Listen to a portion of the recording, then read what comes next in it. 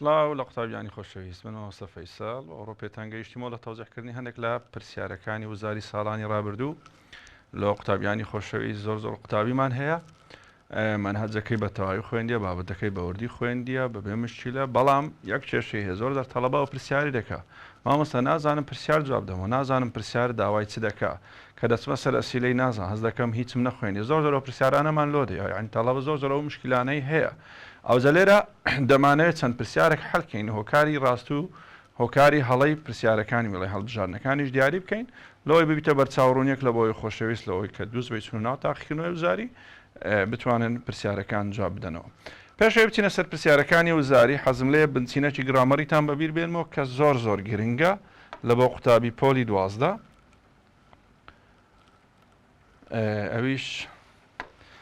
چییە ئەو بنچینەیە کە پێویستە قوتابی بزانی. یەکەم شت بابە خشتەیەک دروست کە بەو شێوەیە چەند جۆر ئۆگزلەریمان هەیە چەند جۆر فەرمانی یاریدەرمان هەیە فەرمانی یاریدەرەکان بنووسە فەرمانی یاریدەرەکانی بۆ نمونە کۆمەڵەی بیمان هەیە لە کۆمەڵەی بی ئەوانەی کە زۆر بەکارن as am are was whereمان هەیە بابە ئەو کۆمەڵە فرمانە کە هەمانە ئاگدار بە ئەو فرمانەی کە بە دوای دادێ ئەو فرمانە سەرەکیە کە بە دوای دادێ پێویستە چ بێت بابە پێویستە هەمیشە فرمانەکە verb ing بی واتە لە دوای کۆمەڵی بی ئەگەر فرمانێکمان هەبوو دەبی فرمانەکە ing بی جگە لە چی جگە لە حاڵەتی پاسیڤ ڤۆیسەوە مەوزوعەکی سەر بە خۆیە ئەو پاسیڤ ڤۆیس جیاوازە بەڵام ئەوە باسی ئاکتیڤ دەکەین چونکە زۆربەی ڕستەکانمان ئاکتیڤە پاسیڤ بابەتە ئەوە خاڵەشی زۆر گرنگە لە دوای as am are was were مەفروضە فرمانەکەم ing بی واتە ئەگەر بیس هاتبوو ئەگەر ed بوو یان verb s بوو ئەوە غەڵەتە ئاگدار بە ویانیش دەکرێت ئاجکتیڤ هەبێ ئەوە هیچ بەڵام ئەمە زیاتر فۆکەسمان لەسەر فرمانەکەیە و دەکرێت ناو هەبێت ئەوانە احتیاجیە مشکل ئەمان نیە و دەکرێت verb of place واتە باس شوێنش بکە ئەوەشیان لە دوای بێ بەڵام زیاتر ئیشیمە لەسەر چیە لەسەر verb ingەکەیە دووەم کۆمەڵی فرمانی دوو کە زیاتر لە بۆ نەرێ و پرسیاری بەکاردێنین ئەمە لە ڕستەدا لە بۆ نەرێ و پرسیاری واتە کۆمەڵی فرمانی دوو کە پێکاتێ لە دوو does did ئەو کۆمەڵە فرمانە ئەو فرمانە سەرەکیە کە بە دوای دادێت هەمیشە بیسە بابە هەمیشە پێویستە ئەو verبە سەرەکیە کە بە دوای کۆمەڵە فرمانی دوو دادێت ئەزە ئەرێ یان نەرێ یان حاڵەتی پرسیاریش بی کێشەمان نییە هەر مەفروضە فرمانەکەم بیس بی واتە ئەگەر لە دوای دوو دەست دێت فرمانەکەت سادە نەبوو ed بوو یان ing بوو یان verb s بوو ئەوە غەڵەتە ئاگدار بە سێمیان مۆدەڵەکانمان هەیە مۆدەڵەکان کە کۆمەڵەیەکی زۆرە کان کود شاڵ شد ئیلاخیری کان کود شاڵ شد may might و must و ئەوانە پێک هاتووە ئاگداری ئێرە بە ئەوانەشیان ئەرێ یان نەرێ یان لە هەر بارێکی تردابن مەفروضە ئەو فرمانێک کە بە دوای دادێت ئەوە زۆر ئیشت پێ دەبی فرمانەکە دەبی فرمانێکی بیس بیواتە چاوەک بی ing ed verb s لە دوای مۆدەڵەکان مەحاڵە نابی هەبی هیچ ئەگەر و مەگەرێکمان نییە لە بۆی برێ ئەگەر ئەو هابی دەبی مەحاڵە و شتە وا کۆمەڵەی چوارەم و ئەخیرەن فرمانەکانی هاومان هەیە بابا فرمانەکانی هاو سێ جۆر بەکارهێنانی هەیە بەکارهێنانی وەک فرمانێکی سەرەکی ئەگەر بێت و ناوی بە دووەدا هاتبوو وەک مۆدەڵ ئیش دەکاتن ئەگەر بێت و توی بەدووە هات بوو هافتوو هاستوو هاتوو و وەک فرمانێکی یاریدە دەریش ئیش دەکا بەو شێوەیە ئاگداری ئێرە بابە have has had ئەگەر فرمانی بەدووادا هات بوو شێوەی فرمانەکەمان چۆنە ئیلا پیپیە شێوازی سێمە بابە جۆری سێم چیمان هەیە ئیدیەکانمان هەیە واتە هەر فرمانێک بە ئیدی بۆ ڕابردوو بە هەمان ئیدی دەبیتە پیپیەوە کێشەمان لەگەڵی نییە ئەوانەی تری شازەکان سترۆنگ ڤێربەکانمان کە هەیە شازەکانن کە پێویستە قوتابی لەوەری بکە چونچی لە سەفی دا یازدە دوازدە منهەج لە پشتی کتابی لە بۆ تودانە پێویستە قوتابی سەیتر لەسەر ئەو هەشتان و هەت فرمانەی بکە کە لە پشتی کتابی هەیە پێویستە لە بەردبی بزانین شێوازی پیپیەکەی چێ بۆ نمونە write wrote written ئەگەر تەمەشا بکەیت لێرە write شێوەی چۆنە wrote written ئەوە شازەکانن ئەوانەی تریش بە هەمان شێوە پێویستە قوتابی لەبەریبی کەواتە ئەو سێ حاڵەتەی کە لێرە هەمانە ئەوە خاڵی یەکەم دەتوێت بڵین خاڵی یەکەم لە بۆ بنچینە گرامەریەکان ئەوە یەک ئەوە زۆر گرنگە قوتابی بتوانێت جیاوازی بکە لە نێوان بەکارهێنانی فرمانی یاریدەرەکان کە چ جۆرە ڤێربێکیان لە دوا دێت زۆر گرنگە لە هەموو بابەتە گرامەریەکان ئیشت بەو حاڵەتەی دەبی ئەوەیان یەک خاڵی دووەم چمان هەیە بابە خاڵی دووەم چمان هەیە ئەو جارەی بکەری تاک و بکەری کۆ ئەوە مهمە ئایا بکەری ڕستەم تاکە یان بکەری ڕستەم کۆیە چونچی تاک و کۆمەڵەوەیشمان پێدەبی لە کاتی بەکارهێنانی فرمانەکان چونچی بکەر تاک و بکەر کۆ فرمانی جیاواز وەردەگریتن تەمەشایەرەکە بابە singular and plural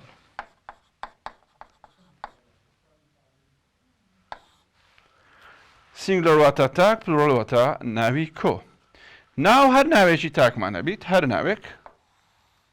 the cow the boy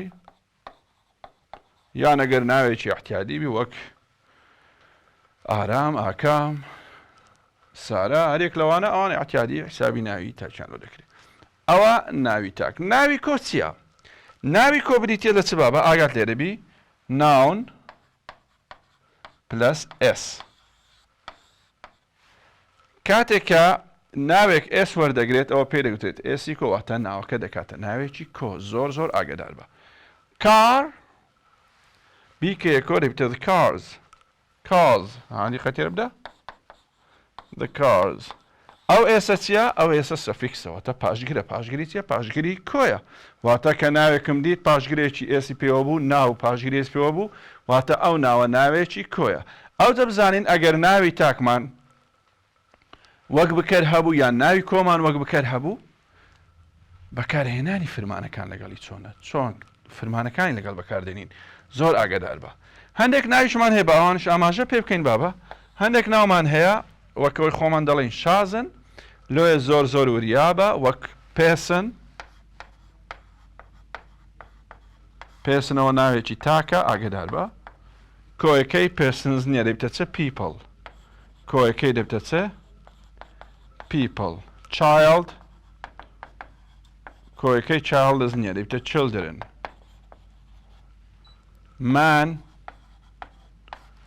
man واتە پیاو کۆیەکەی مانز نییە ئەدیچە men و هەروەها women بە هەمان شێوە کۆیەکەی women ئەو چار ناوە زۆر یوسفڵە لە منهەجی پێویستە قوتابی بزانی بە تایبەتی یەکەم و دووەم person people child children ئەوانە زۆر وریابە لەسەری کە ئەوانە تاکن تەبعاً کۆیەکەی بە ئێس نییە کۆیەکەی دیارە بە چییە ئەوانە زۆر وریاب ناوی تریشمان هەیە بەڵام ئەوانە زیاتر لە منهەج هاتیتەوە باش ئەو ئەمە زانیمان ناوی تاک و ناوی کۆمان چییە زانیمان ناوی تاک و ناوی کۆ چییە ئێستاکە بەکارهێنانی فرمانەکان چیشمان بە ناوی تاک و ناوی کۆ لە حاڵەتی بکەردا بەکارهێنانی فرمانەکان زۆر گرنگە زۆر گرنگە قوتابی بزانی ئایا کە ناوێکم هەیە جۆرە فرمانێک وەردەگریتن تەمەشایەرەکە بابە ئەگەر ناوێکی تاکم هەبوو هی بکەرم هی بوو یان شی یان ئێت یان ناوێکی تاک ناوێکی تاک وەکەوەی کە تازە باسمان کرد ئەو فرمانەی بە دوایدا دێت پێویستە چبی جوان دیقەتدا as was has verb is does تەمەشاکە تێبینی چت کرد تێبینی چمان کرد بابە جوان دیقەتدا s s s s s واتە ئەگەر هیچی ئتم هەبوو یان ناوێکی تاک فرمانەکە دیقەتدا s هەمووی ئێسی لەگەڵدایە ئەوە لە بۆ ناوی تاک لە بۆ ناوی کۆ ئەگەر بکەرم I we you they یان ناوێکی کۆ بێت ناوێکی کۆ تەماشایێرە بکە طبعا I تەنها لە ئزی ئەوە ئەبیتە ئەم ئەوەش وۆزە لە بۆ I ئەگەر ئەوانی تری هەموو چوانەیە plus have do base واتە verb اسم ناوێ دەبی base بی دیقەت تێرە بدە are where هیچی ئێسی پێوەیە نەو ناوی تاکیان هیچی ئت فرمانەکات ئێسی پێوەیە بەڵام ناوی کۆم هەیە یان we و they فرمانەکات هیچی ئێسی پێوە نییە زۆر زۆر ئاگداری ئەو خاڵەی بن زۆر زۆر گرنگە بەڵام شتێکەش هەیە پێویستە قوتابی ئەوش بزانی ئەویش چییە ئەویش چیە بەکارهێنانی مۆدەڵەکان و یان had و did یان verb past ئاگات لێرە بابە تاک و کۆ ئەلێرە دەنووسم تاک کۆ واتە مەجموعەکە هەمووی پێکەوە هەمووی چه هیچی ئت یان ناوێکی تاکمە بچە ئاوی وذە یان ناوێکی کۆم هەبوو چ وەردەگری بابە مۆدەڵەکان بە کاملی گوێ نادەنە بکەرەکەی بکەرەکەم تاکەیان کۆیە لە بۆ مۆدەڵی مهم نییە مۆدەڵەکە بەکاردە هیچ کێشەی نییە بکەرم تاکەیان کۆیە لە بۆ مۆدەڵی دووبارە دەکەمەوە گرنگ نییە ئەوە نییە کە وڵم هەیە چ هیبی چ ذەیبی چویبی هەر وڵە ناگۆڕە دەستکاری ناکەی لۆیل مۆدەڵەکان لە بۆ بکەری تاک و کۆ کێشەی نییە و هاد بە هەمان شێوە هادیش بکەرم تاک بیان کۆبی هەر هاد بەکاردی و دێد دیسان بابە دێت بکەرم تاک بیان کۆبی هەردت بەکاردی واتە کاتێک من فرمانی ددمەیە گوێ نادەمە بکەرەکەی تاکەیان کۆیە کێشەی نیە لەبەرەوەی لە هەردووچی یەک شتە و ئەخیرەن verb past ئەوە لە بۆ حاڵەتی past simple verb past دیسان ئەگەر verb pastم بەکارینە تاک و کۆی بکەرەکە لەکنم گرنگ نییە بەڵام لەوەی کە ئێستا لۆتم نووسە لەو دوو گروپەی زۆر زۆر وریابە ئایا شیم هەیە شی پێویستە وۆز وەربگری یان وێر وەربگریت لە ناو ئیمتحانی مێشکتمان دیە شەوێ نەنووستی هیلاکی سترێس زۆر لەسرە حەقی خۆتە بەڵام ورتر تەمەشای پرسیاری بکە بابە ئینگلیزی پرسیارەکانی ئاسانن پرسیارەکانی ئینگلیزی ئاسانە خوێنیتت باشت خوێندێ بەڵام بە وردی جواب بدەوە بە تایبەتی گرامەرەکەی هەر زۆر زۆر دەکرێت بڵین ئاسانە بەس پێویستە قوتابی زۆر بەورتر جواب بداتەوە ئەوانە چی بابە ئەوە بنچینەی گرامەریە زۆر گرنگە پێویستە قوتابی و شتەی بزانی ئەوانە پێویستە بزانی کە ئەوانەمان زانی ئەوجا خاڵێکی تر هەیە لەسەر تێنسەکان لە بیدایەتی ساڵ لە هەر مۆزوعەک باسمان کردی بابە زۆر وریابە ڕستەکە تێنسەکەی چییە ڕابردووە ڕانەبردووە داهاتووە زۆر زۆر گرنگە دوای ئەوەی کە ئەتوو فۆکەس لەسەر ئەو شتانە دەکەی کە باسمان کرد تەمەشا دەکەی بە پێی یاسا بە پێی قاعیدە بە پێی ئەو تێبینیانێکە لەبەردەستە دوو قڵی ڕاستی تێدایە دوو ڕاستە و ددیش ڕاستە بۆ نمونە هەردووچی دەبی لەو بۆشاییە ناکرێ کەواتە بۆڕە تەمەشای تێنسەکە بکە ئەکید لە تێنسەکە خەلەلێک هەیە پێت دەڵێت بۆ منە نووسرابی یەسدەی last week ago before هەرێک لەو شانە بۆ نمونە تەمەشارێکی ڕستەکەت ڕابردووە کەواتە دوو لە بۆ ڕابردوو نابی دەبی چت بەکاربێنی دێت بەکاربێنی لۆی ئاگاداری تێنسەکەش من ئەو سێ خاڵە دەکرێ بڵین سێ خاڵی جەوهەریە لە بۆ حەلکردنی پرسیارە گرامەریەکانی سبەینێت ئەو سێ خاڵە زۆر باشە شتێکی تر کە زۆر زۆر بەسیتە تەڵەبە تا ئێستاکە فۆکەس ناکاتە سەروی بابە بی پیپەکەی چییە ئاگدار بە بین پیپە کاتێک ئەمە دەڵێن هاواز پیپی ڕەنگە بین بەکارهاتبی ئەوە پیپە هاڤهاز هاف کە فرمانێکی ئەوەیە برین حسابی بیسی لۆ دەگرێت پیپەکەی چیە بابە هاد پیپی هاڤهاز هادە ئاگدار بە هاد کەواتە گەرابن هادم دیت لە دوای هاڤهاز احتیاجی ڕستەکەمان ئەو هادە لەو حاڵەتێ دەبیتە پیپی I've had some work I've had some work I have had some work have لێرە فرمانێکی یای لە دەرە فرمانەکانی هاڤە بەڵام هادەکە چییە هادەکە پیپە چونکە ئەمە گوتمان لە دوای هاڤهاز و هاد هەمیشە ئەگە فرمانە بوو فرمانەکەت پیپە وهروەها دوو بیسە ئاگدار بە بی بیسە هاف بیسە ئەوانە هەمویان بیسن بیس واتە کاتێک ئەمە باسی بیسمان کرد گوتمان بیس دێت واتە ئەگەر یەکێک لەوانە هەبووە حکمی بیسە مشکلەی نییە پیپی دوو چیە بابە دەن پیپی دوو چیە دەنە ئاگات لێرەبی ئەو خاڵانەیە کە پێویستە قوتابی لە گرامەری بەگشتی ئیحتیمامی پێ بدە ئێستا دەچین لەسەر پرسیارەکانی وزاری پرسیاری 2022 خولی یەکەم هەڵ دەکەین ئەگەر کاتمە خولی دووەمیش هەڵ دەکەین لە بۆتان با بچینە سەر پرسیارەکان بەگشتی پرسیارەکان هەڵ بکەین طبعا تا پرسیاری چارمەوە پەیوەندی بە قەتعی وێ ئێستا کاتیەوە نیە ئەمە تەوزیحی قەتعی بکەین پرسیاری پێنجەم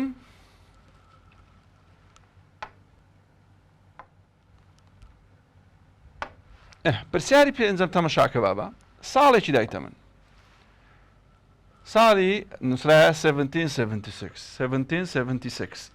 ئاگدار بە لە یونەتیەک ئەمە چمان هەیە نیویۆرکمان هەیە ڕجاءن ساڵەکان بەرامبەر بە یەک وشەی لەبەرکە بۆ نمونە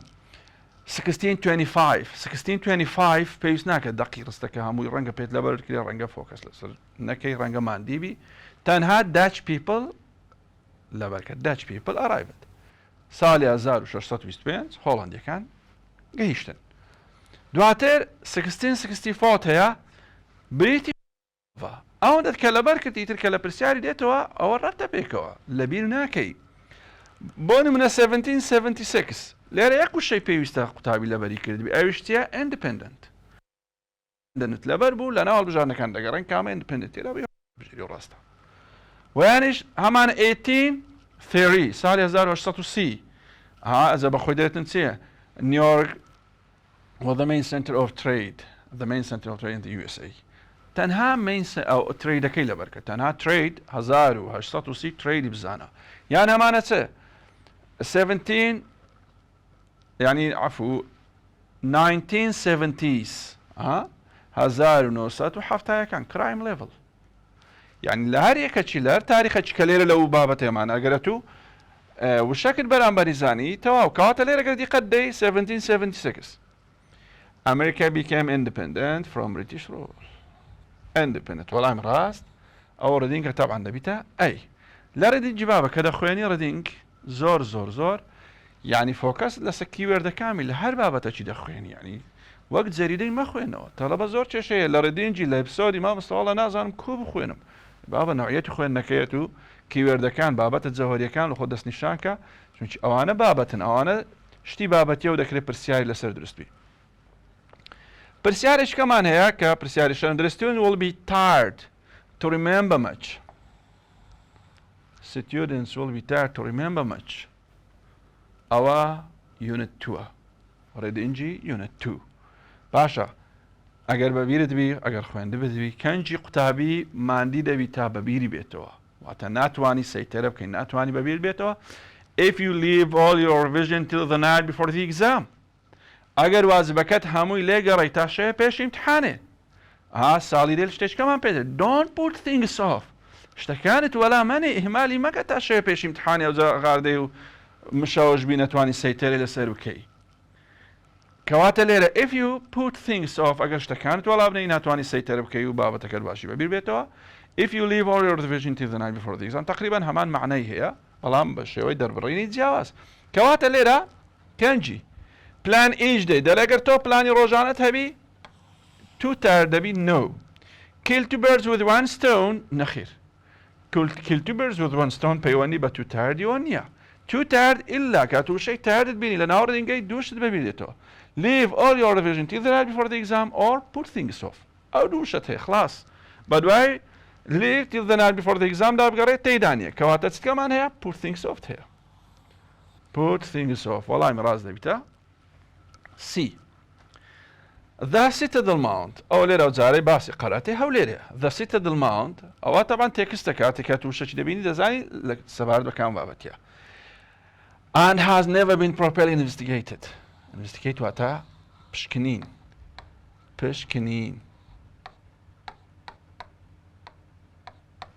باشە شوێنەواریە مەسەڵەن قەڵاتی هەولێرێ گردەکەی قەراتی هەولێرە شوێنێکی شوێنەواریە لەلایەن چێ دەپشکێندرێت لەلایەن شوێنەوار ناس تو ئەوی بزانە شوێنەوار لەلایەن چێ دەپشکێندرێت لەلایەن شوێنەوار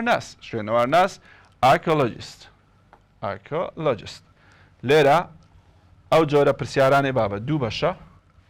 دوو بۆشایت هەیە لە خۆ دائیمەن بە بەشەکی دەتوانین نیوەی وەڵامی دەربینی ئێستا کە دیقەتی دەبدا لێرە بەوەی investigated کە ئەمە دەزانین لەلایەن شوێنەوار ناسان دەپشکێندرێ دوو بۆشاییمان یعنی دوو هەڵبژاردنێنمان فرەدە لۆ archaeologist یان ئەوە ڕاستە یان ئەوە ڕاستە The Citadel Mount many remains lords of new ئایا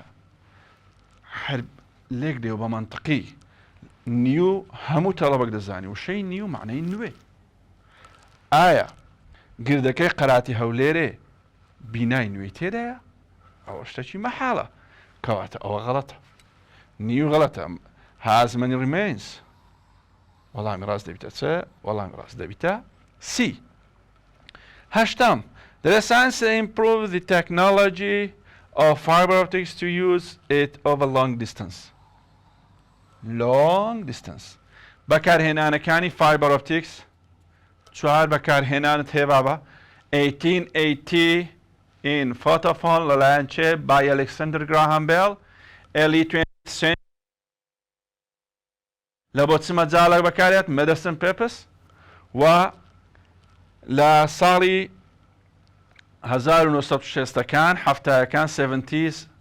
60s and 70s لە بۆ چ بەکارهێنا لە ناسا بەکارهێنا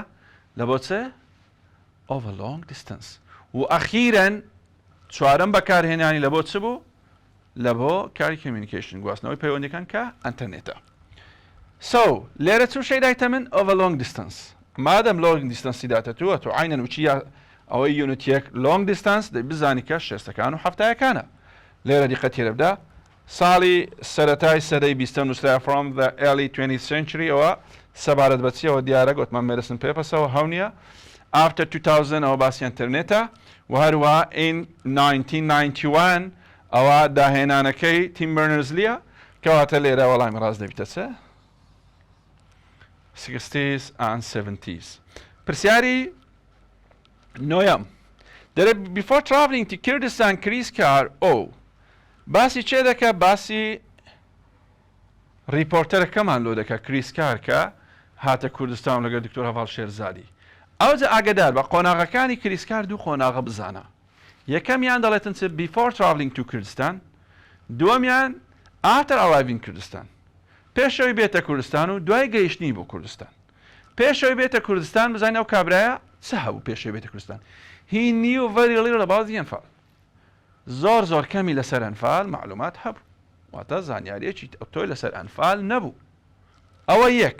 دووەم he planned to write about what Kurdistan Rapid Development لەسەر چ بنووسی لەسەر گەشەی خێرای کوردستان بنووسی ئەوە پلانی بوو ئەوەش معلوماتەکەی بوو کەواتە پێشەوەی بێتە کوردستان ئەو دوو خاڵە بوو لێرەش دەرێتن چێ لێرە دەرێتن before traveling پێش ئەوەی بێتە کوردستان زۆر باشە پێشەوەی بێتە کوردستان ئەو دوو خاڵەی دەبی هەبێتن یان plan to write about what Recent Rapid Development یانیش ئەوەیە he knew very little about the infant. ئەو دوو خاڵەی دەبی تێدابی.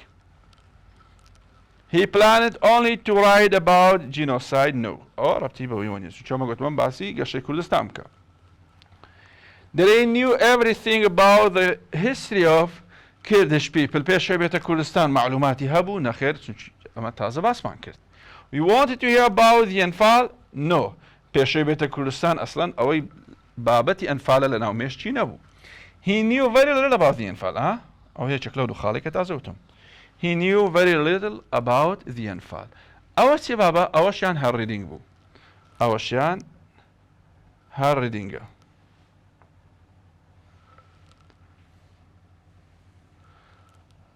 بچینە سەر پرسیاری دێم و ئەوە بە شێوە ئەیسریە لۆی ئەو هەیە بەڵام کریتمە فول سکرین لەوەی ڕوونتر دیاربی لە بۆ قوتابیان وەرە خوارێ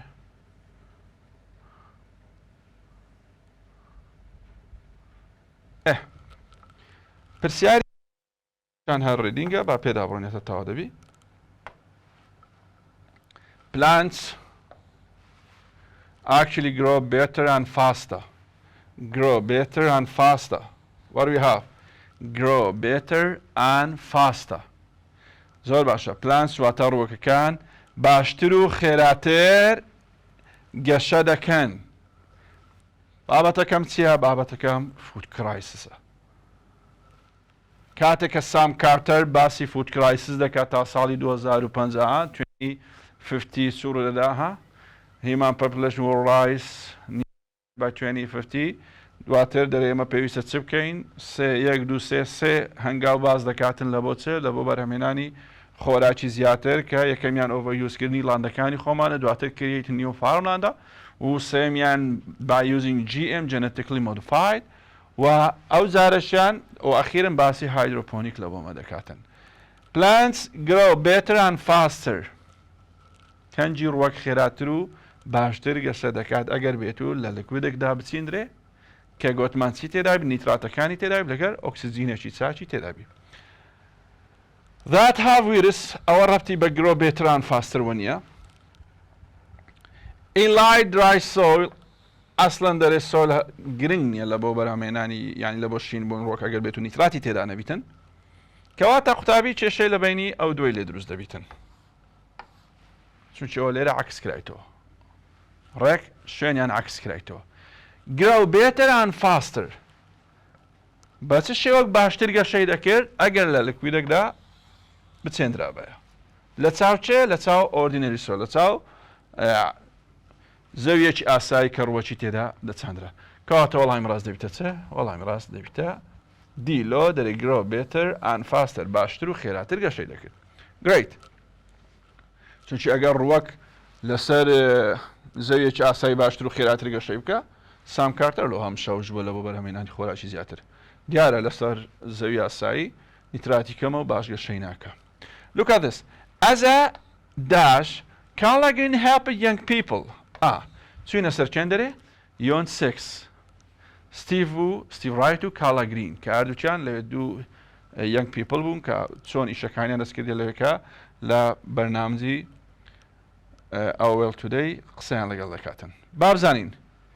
As a dash, Carla Green helped young people. Listen to me. Young people.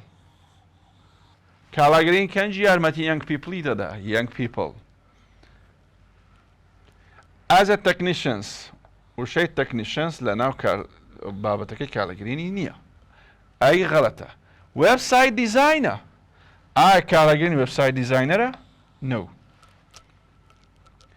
یەک وشەی volunteer کە دەهەیە ئەوە هەبوو و help desk advisor ئەوەشیان هەیە. طبعا وەڵامی ئەی و بی باسانی تەلەبە فڕێ دەدا دێتە سەر سی و دی کە تەمەشا دەکە هەست دەکات کێشەی لێ هەیە. بەڵام لێرە چمان هەیە بابە young people گەنجەکان emotional problemیان هەبوو بابە. emotional problemیان هەبوو. کەنجی Carla Green یارمەتی گەنجانیدا پێشەوەی تەخەڕوج بکاتن و ئیشەکەی وەربگری کەواتە as a volunteer. As a volunteer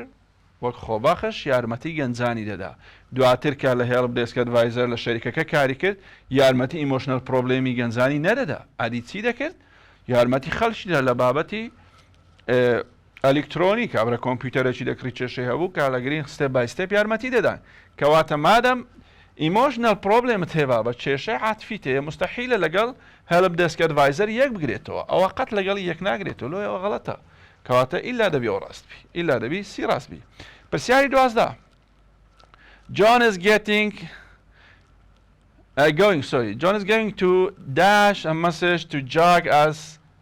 so as to tell him that Channel 10 will dash the CAF final. Look at this. بەکارهێنانی چێ بابا؟ Send and transmit کە لە activity بووچی unit 6 hated. مرادفەکانە ئەمە گوتمان ئەوانە مرادفن send و transmit مرادفە. بەڵام کەلەی ورد دەبی و بەکارهێنانی جیاوازە. بەکارهێنانەکانی چۆن بابا؟ send لە بۆ چ بەکاردێت و ترانسمیت زیاتر لە بۆ گواستنەوە هەواییەکان بەکارباوە ترانسمیت واتە گواستنەوەی ئەجە گواستنەوەی ئەلکترۆنی تەلەڤیزیۆنە ڕادیۆیە ئەنتەرنێتە this is transmit باشە بابە بەڵام send لە بۆ ناردن بەکاردێت ئەوجا ئیمێلە لێتەرە و مەسجە هەر شتێک کە تۆ دەینێری ئەوە پێی دەگوترێت send لێرە کەناڵی هەیە کەناڵی تەلەڤیزیۆنی دایتە تو کەناڵی تەلەڤیزیۆنی ترانسمیت دەکە ئاگدار بە ئەمن مەسێج دەکەم مەسێج دەنێرم مەسێج سند دەکرێت ترانسمیت نییە کە نارێ I want to transmit a message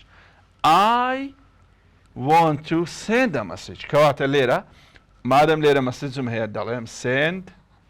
مادەم لێرە گواستنەوەی بڵێن باسی گواستنەوەی تۆپانێ دەکاتن لێرەشیان دەبیتە ترانسمیت گواستنەوە و هەروەها ناردن وەڵامی ڕاستە دەبیتە ئەی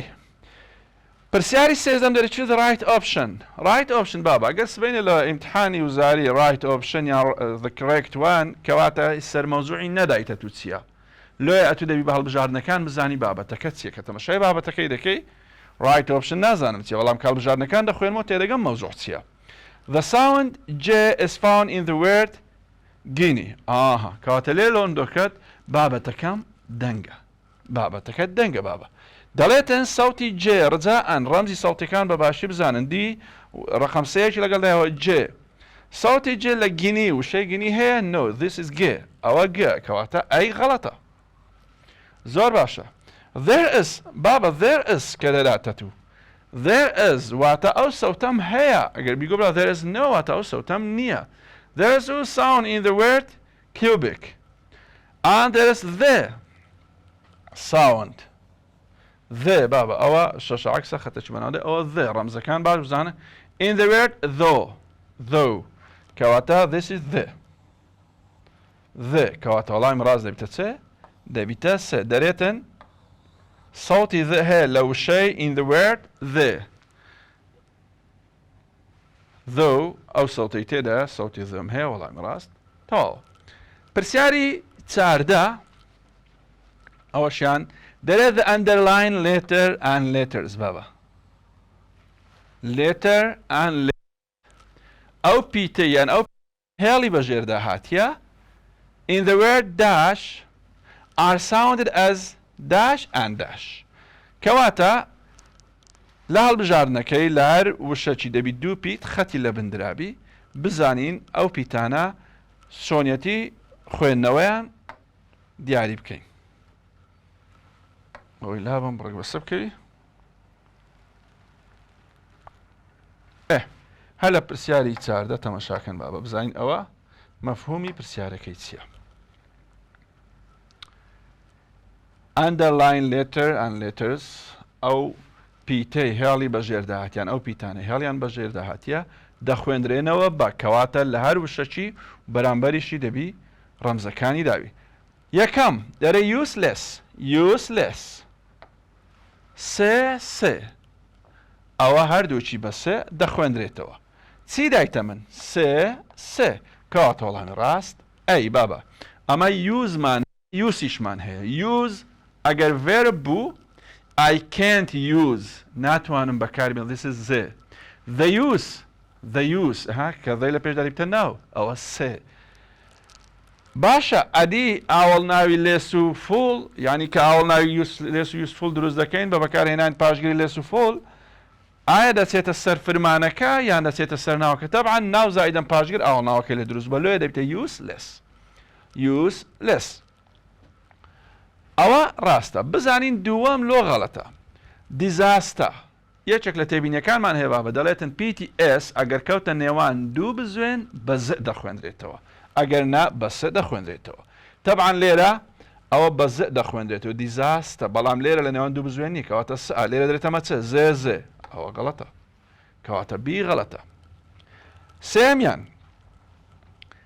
دەڵێتن لە وشەی ستودیۆز Z3 PTS لە سەرەتایە PTS لە سەرەتا بە هیچ شێوەیەک Z دروست ناکە ئاگدار بە ئەوە سە کەواتە ئەوە Z نییە غەڵەتە ستۆدیۆز ئەوەشیان زە ئەوەشیان زە ئەوە دەرێت سێ ئەوەشیان غەڵەتە کەنجی پاشگیری S سەوتی Z دروست دەکا گوتمان پاشگیری S سەوتی سێ دروست دەکە ئەگەر لە دوای دەنگەکانی PTKFC بێت لە دوای ئەو دەنگانە دەیتە سێ لە دوای دەنگەکانی سێ زێ چێ شێژێ لە دوای ئەو شەش دەنگەش دەبیتە ئەز ماعادەی ئەوانە دەبیتە سەوتی زێ کەواتە لێرە لە دوای ئەو مەجموعە دەنگێنێت کە ئاماژەم پێکرد کەوات ئەوە دەبیتە زێ لێرە ئەگەر عەکس بەیە ڕاست بوو ئەگەر سێز بەیە ڕاست بوو دیسکەس سێ گوتی ئەمە دەڵێتن چێ زێژێ ئەوەیان هەر زۆر غەڵەتە ئەویان هەر نابی زیاتر تەڵەبە لە پرسیارەکە لە ئەی لەگەڵ بی ڕەنگە کێشەی لۆ دروست بوو بی ئەگە ناویتکە ئاسانە بەڵام ئاگاتان لێبی قوتابیانی خۆشەویست ئەمە لە سەنڕایزی 12 هەندێک دەنگمان هەیە کە وەک دەنگ لە وەک مەنهەج بەکار هاتیە زۆر احتیمام بەوانە بدەن چونکی ئەوە یەکە لەو شەیە کە لەوێ هەیە و ئەوەشیان ئەو شەیە کە لەوێ هەیە لە دەنگەکانی سەنڕایز 12 هەم لە ستودنتس بووک مەجموعەکمان هەیە هەم لە ئاکتیڤیتی بووکیش مەجموعەکمان هەیە احتیمامیان پێ بدەن چونکی ئەو وەک مەنهەج بەکار هاتیە ئەوانی تر وەک مەنهەج باس نەکرا شتێکی عامە کە هاتیتە ناو مەنهەجی لۆیە زۆر احتیمام بە وشان بدەن کە باسمان کرد دواتر دەڵێت the vowel sound E salty E is found in dash and the word dash doesn't have the sound ئاگات تێری بابە ئەوە ئی کورتە ئەوەشیان ئەی درێژە درێژ و کورتی چۆن لێک زیادەکەی بابە لە کورت بۆ نمونە سەوتی ئی ئەوە کورتە بەڵام ئەگەر بڵێن ئی درێژ ئاگدار بە دوو نقطەی لەگەڵدایە سەوتی ئێ پیتی ئی ئەوە سەوتی ئەیە بەڵام ئەگەر ڕەمزێکی وچی ڕقم سێ دوو نقطەی لەگەڵدا بوو ئەوە دەبیتە ئەی درێژ ڕجاءن غەڵەت نەکەی ئەوەی ڕەمزەکەی وچی ڕقم سێ بەبێ نقطە ئەوە سەوتی ژە سەوتی ژە تێکەڵ نەکەی ئەویان پەیوەندی بێرەوە نییە بەڵام دەبل نقطە بوو ئەوە دەبیتە ئەی درێژ بابە درێژ و کورت کە لە مەنهەج باس کرد هەیە عینە نەویشت لە سەنڕایز 12 خشتەکی لە بۆمە کردیە دەرێتن normal vowel sound and long vowel sound کە بە هەبوونی ئار دروست دەبی بابە سەوتی ئا دروست دەبی لە PTA سەوتی ئا دروست دەبی لە PTA بۆ نمونە گڵات ئا بەڵام ئای درێژ دروست دەبی لە AR ئەوە لە خشتە هەمانە لەوێ بۆ نمونە پاک کاتن ئەی زائیدەن ئار دەبیتە ئای درێژ ئەو جارێمانە دەرێ ئێ احتیادی پێپە بەڵام ئەگەر بووە ئی ئار دەبیتە ئەی درێژ سێتن ئەی درێژ دروست دەکە ئاگدار بە پیتی ئای احتیادی ئی کورد دروست دەکە ئی بەڵام ئەگەر بووە ئای ئار دەبیتە ئەی درێژ بابە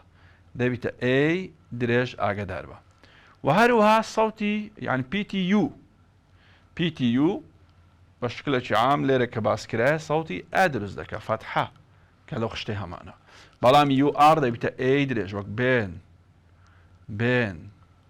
لۆی ئاگدار بن ئۆش بە هەمان شێوە PTO سەوتی ئۆ دروست دەکە لاپتۆپ ئۆ بەڵام OR دەبیتە ئۆی درێژ وە کۆن ستۆ ئاگدار بن ئەوجە بابینە سەرەوەی لێرە داوای چمان لێ دەکا بابینە سەر مۆزۆی خۆمان داوای ئی کورتت لێ دەکا لەگەڵ دەڵێتن doesn't have ئاگدار بە doesn't have نیمانە واتە ئەتو لێرە بە دوای وشەیەکدا دەگەڕێی کە سەوتی ئەی درێژی تێدا نەبی. ئیزە ئەوە ئای درێژە، ئەوە غەڵەتە. ئەوەیان پلیز سێتن ئەوەشیان ئەی درێژ دەداتن، ئەوە ئەی درێژ دەدا، ئەمە گوتمان دەزن هاو ئەی درێژی تێدا نەبی کەوتەوە غەڵەتە. بێن ئەوەشیان ئەی درێژ دەداتن کەواتە ئەوەشیان غەڵەتە بە پێی بۆشایی دووەم کەواتە لیبەرتی و پێپە. لیبەرتی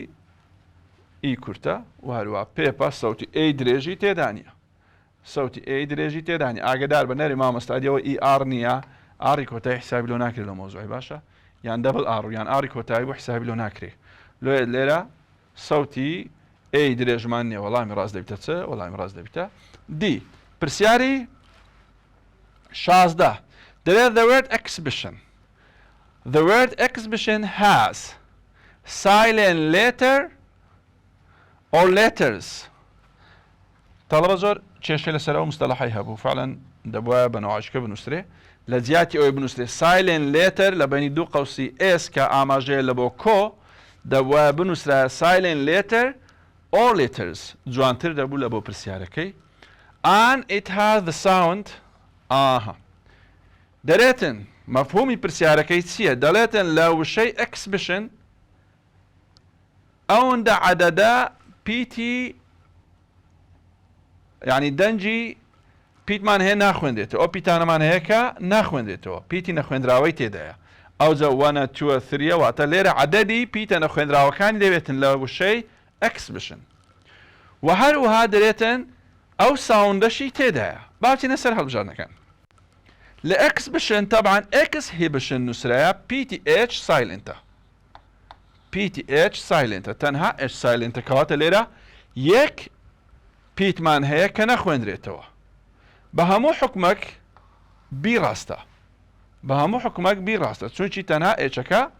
هەیە. لێرە لە هەڵبژاردنەکان نووسیتی نۆ هیچیان نەخێرەوە نییە، ئێچمان هەیە ناخوێنرێتەوە، لێرە گۆتیتی تو نەخێر تەنها ئێچ ناخوێنرێتەوە، لێرە 3 نەخێری چاونیە. بەڵام بەپێی بۆشایی دووەمیش بابینە سەر بۆشایی دووەم بابە ئەکست هەیە، ئەکس 200 دروست دەکە، ئەوە نووسیتمان ئەو 6مان هەیە.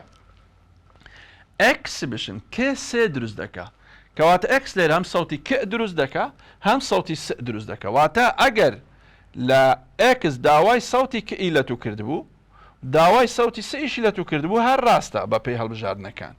لۆیە بەپێی هەڵبژاردننی یەکەم 1 ڕاستە، بەپێی هەڵبژاردننی یەکەم تو غەڵەتە. ئەگەر ئاگدار بە ئەگەر ئەوەش 1 باە ئەو کاتی ئەوە هەردووک ڕاست بوون، بی و سی هەردووک ڕاست دەبوو. ئەگەر بێت و بۆشایی یەکەمیش لێرە 1 باە دەبات لە هەڵبژاردننی دی بینوسی باە بی ئانسی، بەڵام لێرە لەبەر ئەوەی غەڵەتە چونکی لێرە نووسیتی تو silent letters ئەوشان غەڵەتە. ئەجینا پیتی ئەکس هەم سەوتی س دروست دەکە و هەم سەوتی کە ئیش دروست دەکە، لۆیە وەڵامی ڕاست دەبیتە بی. In the word kissed the letters ed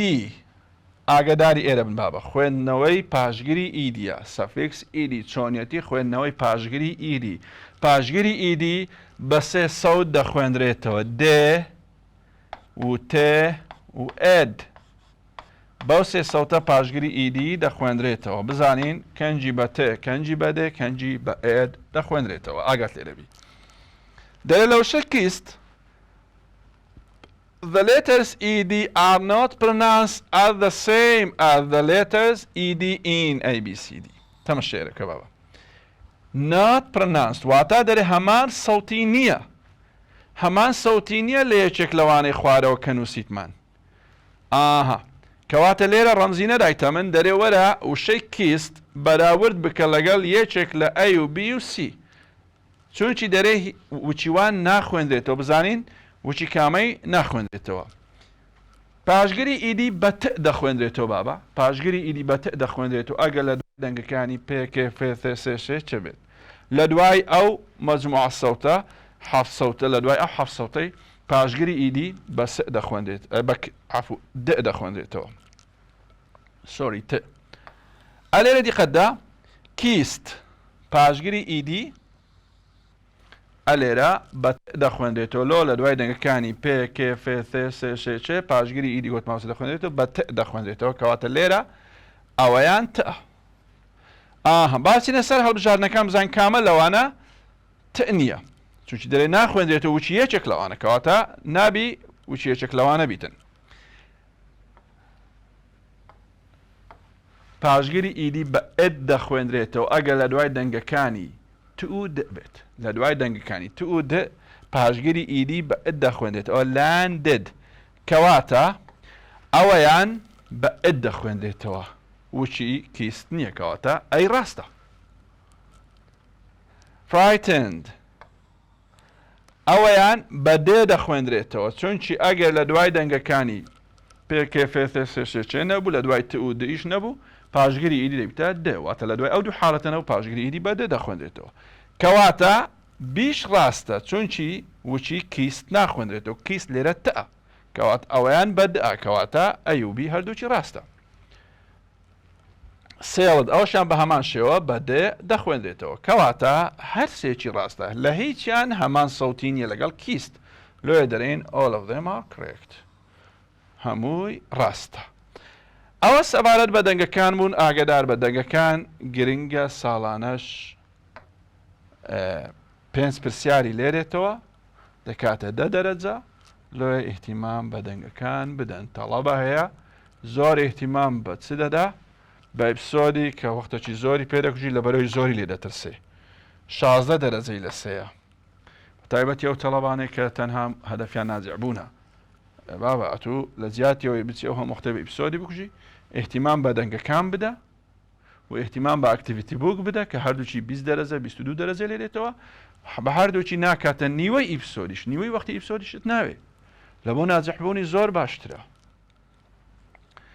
ئەوسەوە هاتینە سەر ئاکتیڤیتی بووک تەمە شێرەکە بابە لە ئاکتیڤیتی بووک چی دایتەمە دەرێ it is a waste of time to sit here doing nothing. I don't waste my time please. خەتی لەبێن دوو شەدەیە waste and waste. The form of the underlined words are underlined words are دەرێ ئەو شانەی خەتمان لە بندا بریتین لە دیقە تێرە بدا adjective adverb noun noun noun verb verb noun ئەو کەواتە مەوزوعەکەمان چیە سپێلینگە خشتەکە مەوزوعەکەمان چیە سپێلینگە ئەمە وێستمان هەیە بابە وێست هەم ناونە هەم ڤێربە فۆرمی وشەکە هەم ناونە هەم ڤێربە بەڵام لە ڕستامە چۆن بزانین کەنجی ناونە کەنجی ڤێربە دیقە تێرە بدە بابە it is a waste چمان هەیە a an the some any much many of خاوەنداریەتی هەری وشەیەک لێچێک لەوانە گوتمان هەبوو وشەکەی دوای خۆی ناوە وشەکەی دوای خۆی ناوە بە تایبەتی ئەنذە ئەوە بابەتەکی زۆر ئاسانە تەڵەبە زۆر بە ئاسانی دەتوانی جیای بکاتەوە ئەنذە هەمیشە لە پێش ناو دێت لە پێش فرمان ئەنذەمان نییە کەواتە ئەوە ناوە بەهۆی ئایەکەوە زانیمان ئەوە ناونە. بەشی دووەم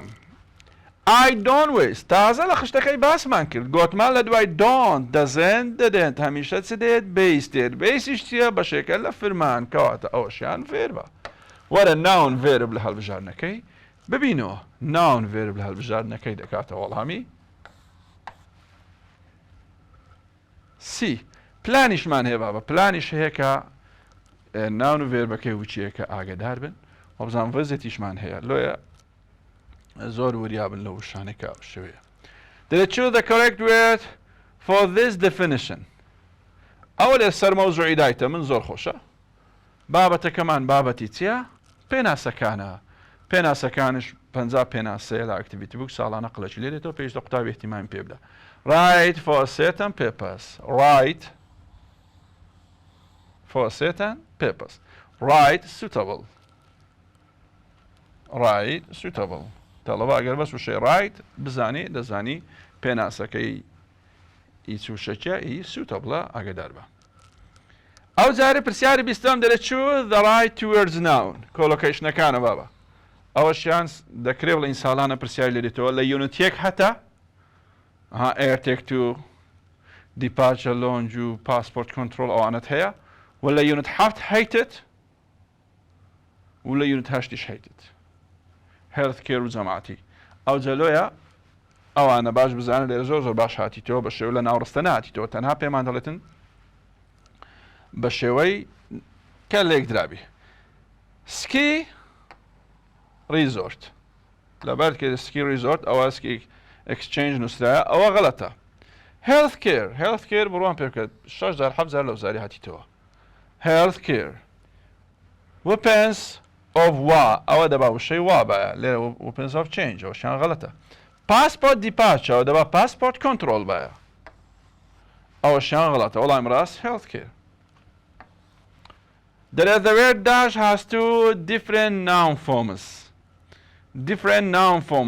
But the opposite of the word decrease. طيب يعني خۆشەویست دیقەتی ئەو پرسیارەی بدا ئەو دوو بابەتی تێکەڵ کردیا گریمان ئەمن لەوەی کێشەم هەیە نازانم کامە وشە دوو ناون فۆرمیە product production گریمان نازانی مشکلەمان نییە بزانین لە بەشی دووەم وەڵامەکەی دەستنیشانکە ئەوە عکسەکانە بابە لە یونت 5 هەیتت یونت 7 یونت 8 عکسەکانت هەیە تەڵەبە لەبەر decrease increase کەواتە بۆشایی دووەم ئەلێرە ئۆتە ئۆپۆست وشە ئۆپۆستی دایتەمە کەواتە عکسی decrease increase وەرە بیدۆزەوە increase هیچ کە لەوان increase تێدایە نو کەواتە وەڵامی ڕاستم ئەیە بۆ شای یەکەم شتێکی زیادەیە بەنسبەتەوە پرسیارێ بۆ شای یەکەم شتێکی زیادەیە تەنها سەرشێوانە هیچ کە لە گۆڕێ نییە بەڵام ئەگەر بێت و وشەی ئینکریسی لەناو یەکێکی تر لەوانم بۆ نمونە لەوەی بنووسی بە ئینکریس احتیمال ئەو کاتێت و تووشی قەلەقی و ڕاڕایی ببای وڵای ڕەنگە ئەوە ڕازبی ناوڵە ڕەنگە ئەوە ڕازبی چونکی هەردووکی ئینکریس تێدایە بەڵام لێرە لەبەرەوەی ئەتۆ پێویستت بە عکسی دیکریسە تەمەشا دەکە عکسی دیکریسی ئینکریسە لە بەردکردیا کەواتە ئیلاوە ئینکریس تێدایە و حەقم لە بەشی یەکەمنی ئەسڵەن باسی توش دەکە وەڵایم ڕاست ئەیە produce طبعا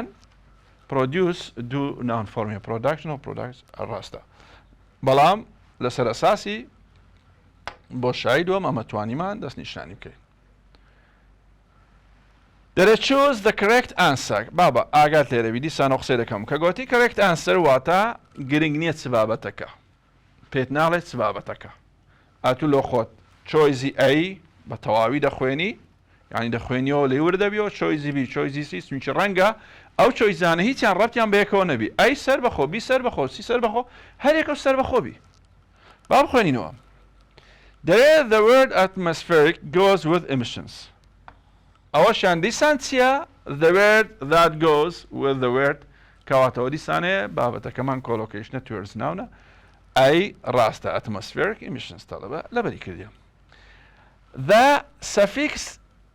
er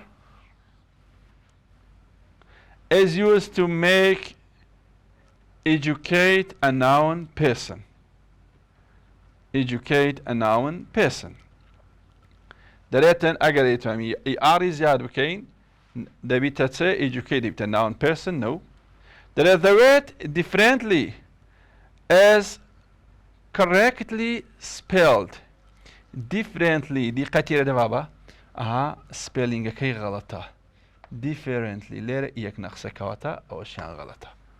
وەڵامی ڕاست atmospheric goes with emission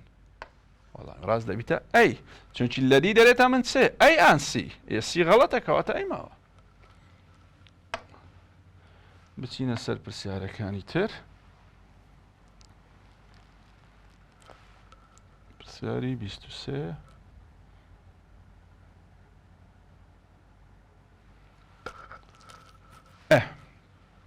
پرسیاری 23 بۆ چ بابەتێک Linda asked me time to write an essay and I told her about that. ئەوە بابەتێکی گرامەریە Linda asked me ئەوە چت بەبیر دێنیتەوە reported speech asked me reported speech مان بەبیر دێنیتەوە لە report speech پێشتریش باسمان کردیەوە بە گوتمان دوو خاڵی جەوهەری زۆر گرنگ هەیە یەکەمیان ڕستەم نابی ڕانەبردوو بی واتە نابی ڕانەبردوو هەبی کاتێکە فەرمانەکە بەکاردێنم. دووەمیان نابی شێوازی پرسیاری بی واتە نابی فەرمانی یاریدەر لە پێش بکەوی. دەرەوێدا I would ha تەماشا بکە whether would I ئەوەیان خاڵی دووەمە نابی فەرمانی یاریدەر لە پێش بکەوی. لێرە ودی لە پێش ئای نووسیە ئەوە غەڵەتە. ئەوە غەڵەت. when I can کانەکەم ڕانەبردووە ئەوەش غەڵەت. بەو دوو خاڵی کە تازەوتم چۆیزی ئەی و سیم فرێدە. نابی فەرمانی یاریدەر لە پێش بکەربی و نابی ڕانەبردووبی. ئەوە هەردووکم فرێدە.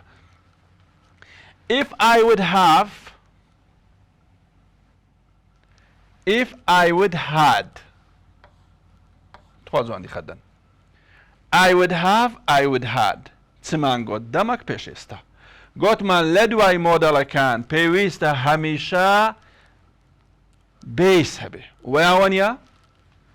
ئایا have بیسە یان had بیسە؟ had بیس نییە کەواتە لە دوای مۆدەڵی بیسم دەوێ ئەو ڕەبتی بەو بنچینەیە کە خوێند بووم هیچ مشکلەی نییە کا من زانیم لە دوای مۆدەڵی نابی ئەوم فرمانێکی پیپیم هەوی دەبی ئیلا بیس بێت کەواتە هاڤەکە بیس حسابی بیسی لۆ دەکرا حسابی بیسی لۆ ناکرێت وەڵامی ڕاست دەبیتە چێ دەبیتە بی. دیقە تێرە بدا ئەوەیان لۆ غەڵەت بوو لەبەرەوەی فرمانی یاریدەرەکە لە پێش بکەرە گۆتمانەوە مەحاڵە نابی لە ڕیپۆرتی. دوو ئەوەیان کانە گۆتمان لە ریپۆرتی نابی و فرمان ڕانەبردووبی ئەوەش ڕۆیی. سێ ئەوەیان دەگەڕێتەوە سەر بنچینەی گرامەری خۆت وێت هاد وەرناگیری ئەوەشیان غەڵەتە تەبانەوە دوو جار غەڵەتە و نۆتەکەش هەمیشە دەبی لە پێشتووەکەی بی نۆتیش هەمیشە دەبی لە پێشتووی بی. بەڵام تەڵەبە لەو کاتێت و مێشکتماندیە چوزانی ئایا تو لە پێش نۆتی بوو نۆت لە پێشتووی بوو ڕەنگە مشاوش ببی بەڵام زۆر بەسیتی تەمەشا دەکەی لە پاش ودی هاد هاتیە نابی ئەمە گۆتمان دەی بیسبی لە غەڵەتە فڕیدا. پرسیاری 24 پرسیارێکی جوانە دەرێ I'd you present if I'd تەمەشێرە بکە I'd لێرە ئامرازی چم هەیە ئامرازی if لە چێن دەربەکاراتیە لە ناوەڕاست بەکاراتیە زۆر باشە جوان دیقەت دەم قوتابیانی خۆشەویست ئەلێرە فاریزە دی باسمان کردیە دەکرێ ودبی دەکرێ هادبی گۆتمان بەچی لێکی جیادەکەینەوە کەودا یان هادا با فرمانەکەی دوای خۆی فرمانەکەی دوای خۆی ئەگەر بیس بوو ئەوە دەڵێن ودە ئەگەر پیپی بوو دەڵێن هادە زۆر باشە. لێرە چت هەیە ئیفت هەیە لە ناوەڕاستێ ئەو جە ئایدەکەی لە دووە هاتیە با بچینە سەر هەڵبژاردنەکانە چەنە لێرە بدەن بە ئیفەکەەوە ئەمە دەزانین بەڵام جواتڕونکەینەوە دەرێ ئای ئەوە تەبعاً دەبیتە چێ ود لۆ بووە ود مامۆستا ئەمیش دەرێم لەوەرەندێ بووە ود چونچی ئیفەکە ئیف کلۆز ود وەرناگری ئیف کلۆز هاد وەردەگری ئیف کلۆز چییە؟ پاڕستەکە کە ئامرازی ئیفی لەگەڵ بەکار هاتیە ئیف کلۆز هاد وەردەگری بابە ئەویترمان دەبی ود بی ئەوە سێت کەندیشنەڵە تەبان با بچینە سەر هەڵبژاردنەکان ئەوە بووە ود هاد وەرناگری ود پێویستی بە بیسە هادیش بیس نییە کەواتە وەڵامی ئەی غەڵەتە. would have bought had known ئەوەیان ڕەنگە ڕاست بی با بچینە سەرەوان کە بزانین وەیە would buy کێشەمان نییە بەڵام had نەمانگۆ هەمیشە پیپی لە دوا دێت با ئێکەواتە نی و خۆ پیپی نییە کەواتە سی غەڵەتە. لێرەشیان دەرێتن چێ would bought and had known نابی چونکی ئەو فاریزە دیە بەخۆی هادا چیتکەش لۆ زیاد دەکەی نابی کەواتە وەڵامی ڕاست دەبیتە چێ I would have bought would have PP had PP had known وەڵامی ڕاست دەبیتە چێ وەڵام ڕاست دەبتە بی دووبارە پێت دەڵێمەوە لۆ زانیمان ئەوە ودا لۆ زانیمان ئەوە هادا چونکی ئیف کلۆس ئەو ڕستەی کە ئیفی لە سەرەتا هاتیە وەدی لەگەڵ بەکار نایە لە ثێرد کەندیشنال چی لەگەڵ بەکاردێ هادی لەگەڵ بەکاردێ ئەوەش ئیفەکە لۆیە لێرە ئەو فاریزەدیە هادا کەواتە ئەوەشیان ودا کە ئەمن هەمبوو زانیم ئەوە ودا زانیم ئەوە هادا ئەو کاتی تەنها یاسای ثێرد کەندیشنال جێبەجێ دەکەم پرسیارەکەم ئاسان دەبێت پرسیارێکەکەمان دەڵێ we follow the law safely together بۆ شایدایە خۆیەوە چ مەوزوعەکە دەخوینیەوە بزانین چ بابەتەکە we با بچینە سەر هەڵبژاردنەکان we تەماشای سی کە هاستوو ئایا we هاستووی وەردەگری؟ نە we هازی وەرناگری ئەوە ڕۆیشت زۆر باشە لێرە گۆتیتیا من هاتوو ئەوە هادە ئەوە ڕابردووە کێشەم لەگەڵی نییە بەڵام بابەتەکەی دەخینمەوە خوایە چیە بابەتەکەم گرامەری یۆن سێکسە پێپەس بەچم زانی بە ئامرازەکان زانیم چۆنم زانی سۆذات سۆستو سۆذات و هەروەها فۆدە پێپەسۆف زانیم مەوزوعەکەم چییە مەوزوعەکەم یۆنە شەشە پێپەس زۆر باشە لە سۆذاتی ئەمە قاعیدەکمان هەبوو دەمانگۆ ئەگەر ڕستەی سەرەکی ڕانەبردوو بیت ئێرە کان بەکاردێتن بەڵام ئەگەر ڕستەی سەرەکیم ڕابردوو بیت ئێرە کود بەکاردێ واتە لە دوای سۆذاتوی کود بەکاردێتن لێرە دیقەتیرە دەهاتوم هەیە کە ڕابردووە چی بەکارهێنایە کانی بەکارهێنایە کەواتە ئەوە غەڵەتە سیشەوە هاوار دەکە غەڵەتەوە هەر مناقەشەی نایە چونکی وی هازی وەرناگری با بچینە سەر بی و دی بزانین کامەیان ڕاستە دەرێ we have to follow law so as to life so that we can لێرە هافتوم هەیە کانم هەیە طبعا تەڵەوە دەرێری مامەستە لە دوای so as to بێیسنای ئەدی بچیە بابا life ژیان ئەوە ناونە ئەوە ناونە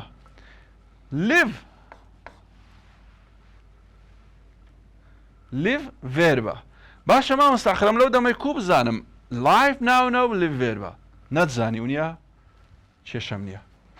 وەرە تەمەشای livingکە باشە بابا living ing دەچێتە سەر چێ دەچێتە سەر verbi ئەوەی لە خۆت بکە قاعیدە ing دەچێتە سەر چێ دەچێتە سەر verbi وەرە ingەکەی لێکەوە چێ ماوە live ماوە یان life ماوە live ماوە کەواتە ئەوە بەیس نییە ئەوە فێرم نیە ئەوە فێرمە وەڵام ڕاست دەبیتە چێ دەبیتە دی ئەگەر لەو دەمی لێک شیش جیانە کردەوە بابە کامە ناونە کامە فێربە ئەوە تا لێرە بە ئاینجی دەزانی ئاینجی دەستێت سەرڤیسی و کاتی باسانی دەکەیەوە ئەوە پرسیاری 25 بوو لەسەر گرامەر گرامەرەکان بورتر دەڕۆین لەوەی بابەتەکە ببیتە بابەتەکی شەرحیش لەوە تو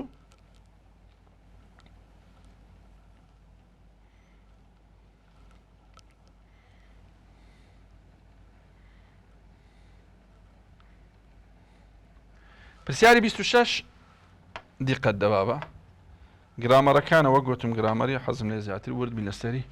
Why are you going so slowly? Why are you going so slowly? You a new car yet? You new car yet? چه تاتە پێش چاوی؟ Yet. باش. با بخینمە وزان مەوزوعەکەم چییە؟ Did you used to? Use it to? Use it to? Use it to. مەوزوعەکەم use it to لە یونت 7 مەوزوعەکەم use it to لە یونت 7 ئاگاداری ێرە بابە چم هەیە یەتم هەیە لە یەت ڕستەکەمان گۆتمان Did you used to drive? Did you used to drive your new car yet? یەت باس لە ئێستا دەکەم Didn't you use it to driving ئەویان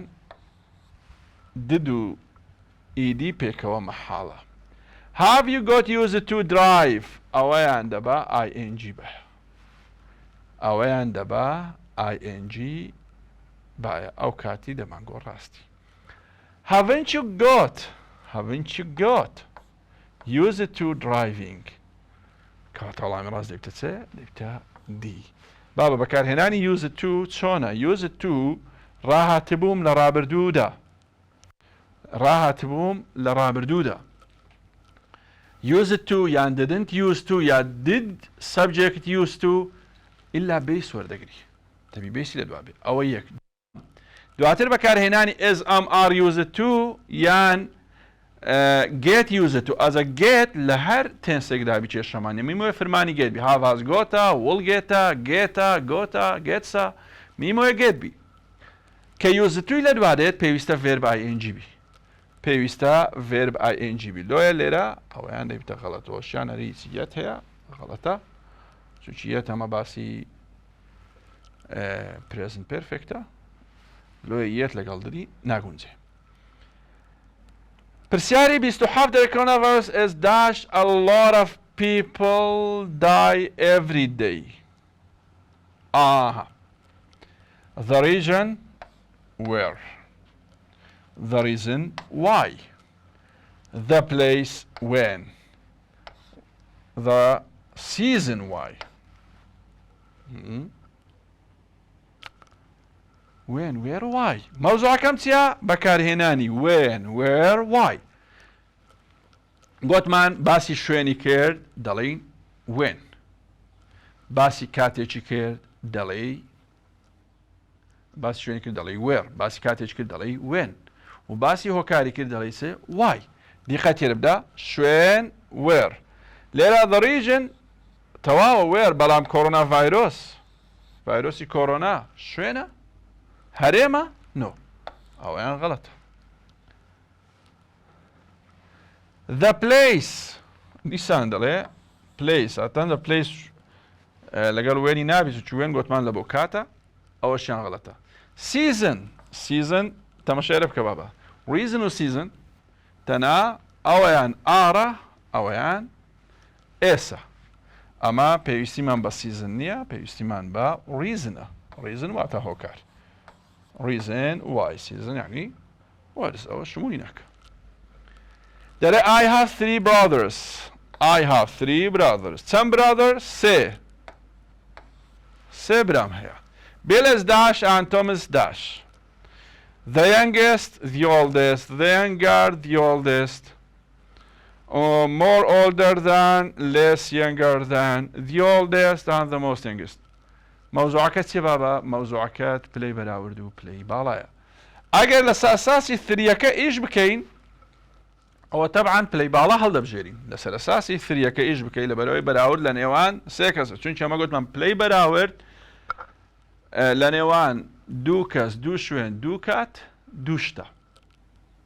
بەڵام پلی باڵا لە دوو زیاترە. لێرەش بەراوردەکەمان لە نێوان دوو شت زیاترە کەواتە باڵایە. کەوایە باڵایە. 3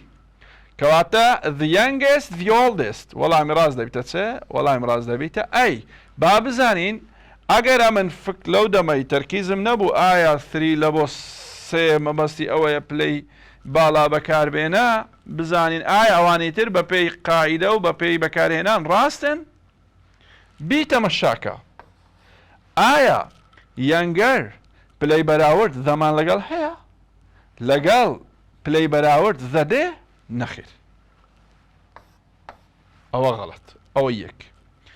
دووەم تەمەشای سی بکە. more older ئایا دەکرێت لە هەمان کاتدا ئاوەڵناوێکمان هەبی مۆری لە پێشووی یاریشی پێوە بی ئەوە مەحاڵە. کەواتە ئەوەشیان غەڵەت. ئەوەشیان بە هەمان شێوە. تەمەشای دی بکە. درێ the oldest and the most youngest. دیسان ئەوە هەمان فکرەی غەڵەتە. ئایا دەکرێت لە هەمان کاتدا ئێمە ئاوەڵناوێکمان هەبی most بی و هەروها ئیئێستیشی پێوە بی شتیوامان نییە ئەوە مەحاڵە. لۆیە ئەگەر شتیوات بینی غەڵەتە ئاگدار بە. پرسیاری 29 All the earth's surface is water. Water. A quarters, 3/4, 2/3, 2/5. Oh, موضوع كمان unit pens compare quantities. بزانین کامە ڕاستەیە تەڵەبە دەرما مستامل لە چێ لە بەرمەدا خۆ بزانین ڕووی زەوی چەندی ئاوە حەقی خۆتە بەڵام ئەو داوای ئەوەی لە تو نەکردێ دەرێکاکە وەرە لە ڕووی خوێندنەوە لە ڕووی گرامەری لە ڕووی خوێندنەوە تەواوە با بزانین تەواوە quarters کەنجی ژێرە ئێس وەردەگرێتن ئەگەر بێت و سەرە لێ هاتر بوو بە هیچ شێوەیەک ئەگەر ئەمە ئەنمان هەبوو لە پێش خوێندنەوەی کەرتی ناکرێ کەرتەکە ئێسیپۆ بێ ئەوە مەحاڵە ئەگەر 3 بە 3 quarters چۆکەی بەڵام مادەم دەڵێ ئاواتە یەک سەرەی کەرتیەک بوو ژێرە ئێس وەرناگرێ لە ڕووی خوێندنەوەەوە غەڵەتە پێویستت بە لەبەرکردن نییە دووەم 2/3 هەمانە قسەی تازە لێرە کردم ئەگەر سەرە لە یەک زیاتر بوو سەرە لە یەک زیاتر بوو پێویستە ژێرە ئێسی پێوەبی ئەوە لە کامپین کۆنتیتی خوێندیتت پێویستە ژێرە ئێسی پێوە لێرە 2/3 کا ئێسەکە ئێس نییە کەەوە تا توش غەڵەتی ئەوەشیان بە هەمان شێوە هەمان فکرێ دەبە ئێسی پێوە بە چێ ماوە بیماوە خۆشبی پێت نەخۆشبی وەڵامی بی ڕاستە 3 quarters ئەوە هەم لە ڕووی فاکتەوە ڕووی واقع ئەو ڕاستەوە هەمیش لە ڕووی خوێندنەوە لەسەر مانهەجیمە ئەمە هەمانە ڕاستە پرسیاری سیام دەرێ which one expresses certainty and passive با بەڕستەکەم دەوێت certainty بی passive بی certainty پێویستە چم هەبی must can't couldn't دەبی یەکێک لەو فرمانانەم هەبی ئەگەنە certainty نییە must can't couldn't زۆر باشە ئەویان مەستی تێدایە ئەوەشیان مەستی تێدایە ئەویان مەی تێدایە غەڵەتە ئەوەشیان کێنتی تێدایە کەواتە بەپێی ئەوەی کە گوتمان must can't couldn'تم هەبی لێرە ئەی یان سی یان دی ڕاستە چۆیزی بی غەڵەتە بەڵام داوای چیتریشم لێ دەکا داوای پاسیڤیشم لۆ دەکا کەواتە ڕستەکەمان دەبی پاسیڤش بی لە بابەتی پاسیڤ مۆدەڵ پاسیڤی هەڵەبژێری لە بابەتی پاسیڤ مۆدەڵ پاسیڤ هەڵەبژێری لە حاڵەتی ڕانەبردوو must be PP BPP طبعا ئەوە دەستە قالبی مۆدەڵ پاسیڤ طبعا ئەویان دەبیتە پاسیڤ وەڵام ڕاست دەبیتە ئەی ئەوانەی تر پاسیڤ نینە با تەماشا بکەن must have being interested ئەوە ئەگەر بین بایە ڕاست بوو بین بایە must have been interested دەکرێت بڵێن ڕاستە ئەوەشیان can't have been بایە ئەوەشیان دیسانەگە بین بایە دەمانگۆ ڕاستە بەڵام can't have چۆر دەگری دووبارە بکەینەوە have چۆر دەگری have has had PP وەردەگری ئایا BPP نەخێر ئەوەشیان غەڵەتە کەواتە وەڵامی ڕاست دەبیتە ئەی ئەوە پرسیاری 31 پرسیاری 32 بە هەندێکێ بینە سەرۆ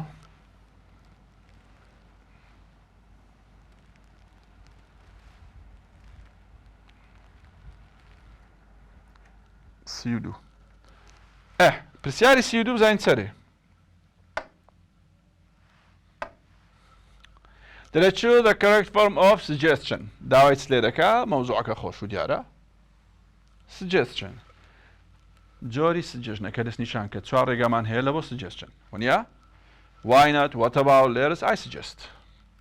دەڵێ I suggest we eat lunch by a stream I suggest we یاساکانی چۆنە I suggest you یان we base why not plus base و لە کۆتاییدا نیشانە پرسیارێ what about plus verb ing یانە noun phrase لە کۆتاییدا نیشانە پرسیارت هەیە let us plus base لە کۆتاییدا خاڵت هەیە ئەوە یاساکانی suggestion با بێن بزانین کامەی تەواوە دەڵێ I suggest we eat ئەوە I suggest we base هیچ مشکلەی نییە وەڵامی ڕاست ئەی وەڵامی ڕاست ئەی با بزانین بی و سی و دی لۆ غەڵەتە what about goes ئەوە دەبا going بایەوە نا ئەمە گوتمان ing what about goes غەڵەتە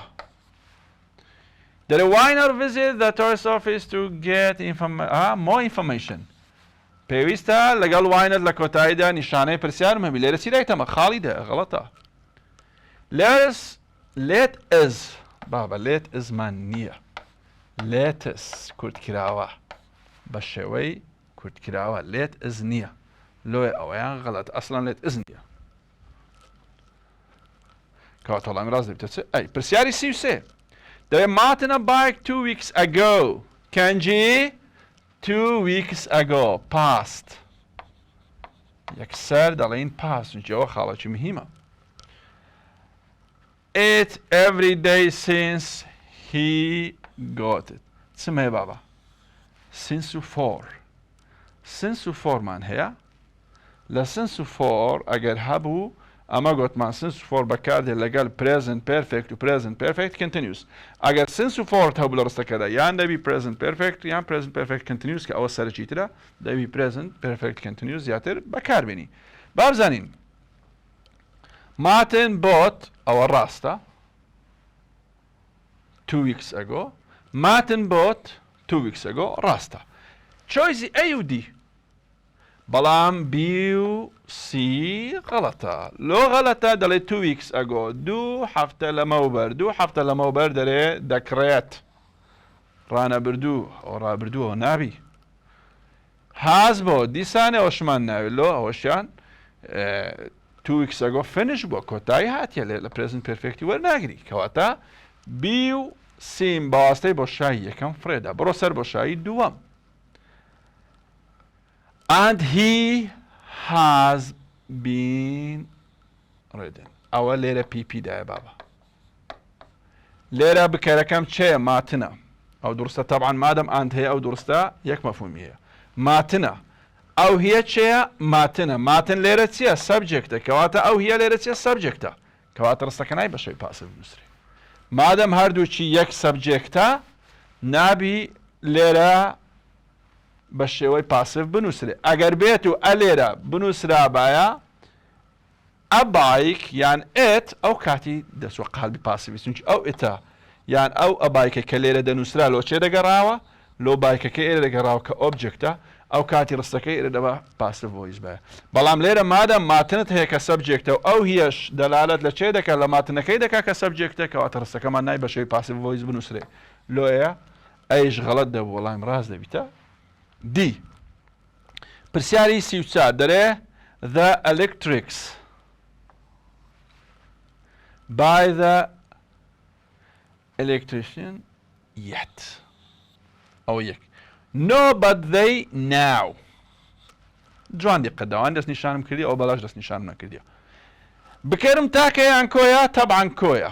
ئێسی پێوەیە هاویشی لەگەڵ بەکاتێ بە محتەڕەمی لێرە ڕستەکەم چی لەگەڵدایە یەتی لەگەڵدایە هاویشمانەیە و ڕستەکەمان دەبی پرێزنت پێرفێکت بی چم هەیە بای ئەیژێنتم هەیە ڕستەکەم پاسیڤ ڤۆیسە لێرە چم هەیە ناو ئێستا واتە بە شێوەی پاسیڤ ڤۆیس دەلالەت لە ئێستا بکەواتە بۆ شایی دووەم دەبی بە شێوەی پاسیڤ ڤۆیس کە دەلالەت لە پرێزنت کۆنتینیوس بکە have been changed it's okay being changed لە بۆ passive voice بە شێوەی لە present perfect دەڵێن چێ have has been PP وایە ئەوتە have been changed ئەوە PP یاساکانی passive voice بابە passive voice زۆر گرنگە ئاگادار بە پرسیاری لێرێتەوە are being changed they مان هەیە ناوم هەیە دەلالەت لە ئێستا دەکا they are it's okay being it's okay changed PP it's okay وەڵامی ڕاست ئەی با بزانین ئەوانی دی لۆ غەڵەتە being changed تەواوە are being changed وەرناگری are being وەرناگری are ئیلا یان ڕاستەوخۆ PP یان being are as am are was were یان ڕاستەوخۆ PP یان being بەڵام لێرە دەرێتە being changed ئەو نابی have has گوتمان been لێرە دەرێ being ئەوەیان غەڵەتە being changed ڕاستە دەرێ are going to being ئەوە دوو جار غەڵەتە جاری یەکەمیان going to لە بۆ داهاتووە کە لێرە ناو بەکارهاتێت جاری دووەمیان going to بەی شێوەیەک بینجی وەرناگری بی وەردەگری بی بەیس کەواتە لێرە وەڵامی ڕاست بووە ئەی بابە بەنسبەت passive voice دووبارە و سێبارەت لە بۆ دەکەمەوە سێ خاڵی زۆر گرنگ هەیە ئەوانیش چنە ئەوانیش بریتینە لە یاسا ئۆبجێکتم تاکەیان کۆیە دەمەکە ئەو سێ خاڵت زۆر مهمە لە passive voice پرسیاری 35 Alan Rees is someone who I regard as a great IT leader. This sentence, the relative pronoun, دەری لەو ڕستەیە relative pronounەکەمان چییە؟ چمان هەیە بابا؟ who I باڵبژارنەکان بخۆینەوە. as necessary, as not necessary, can be deleted. Both B and C. relative pronoun necessary دەبیتن واتە زەرورە لا نادرێت دەبیتە بکار ئەگەر بێت و ڕاستەوخۆ ڤێربی لە دوا هاتبوو.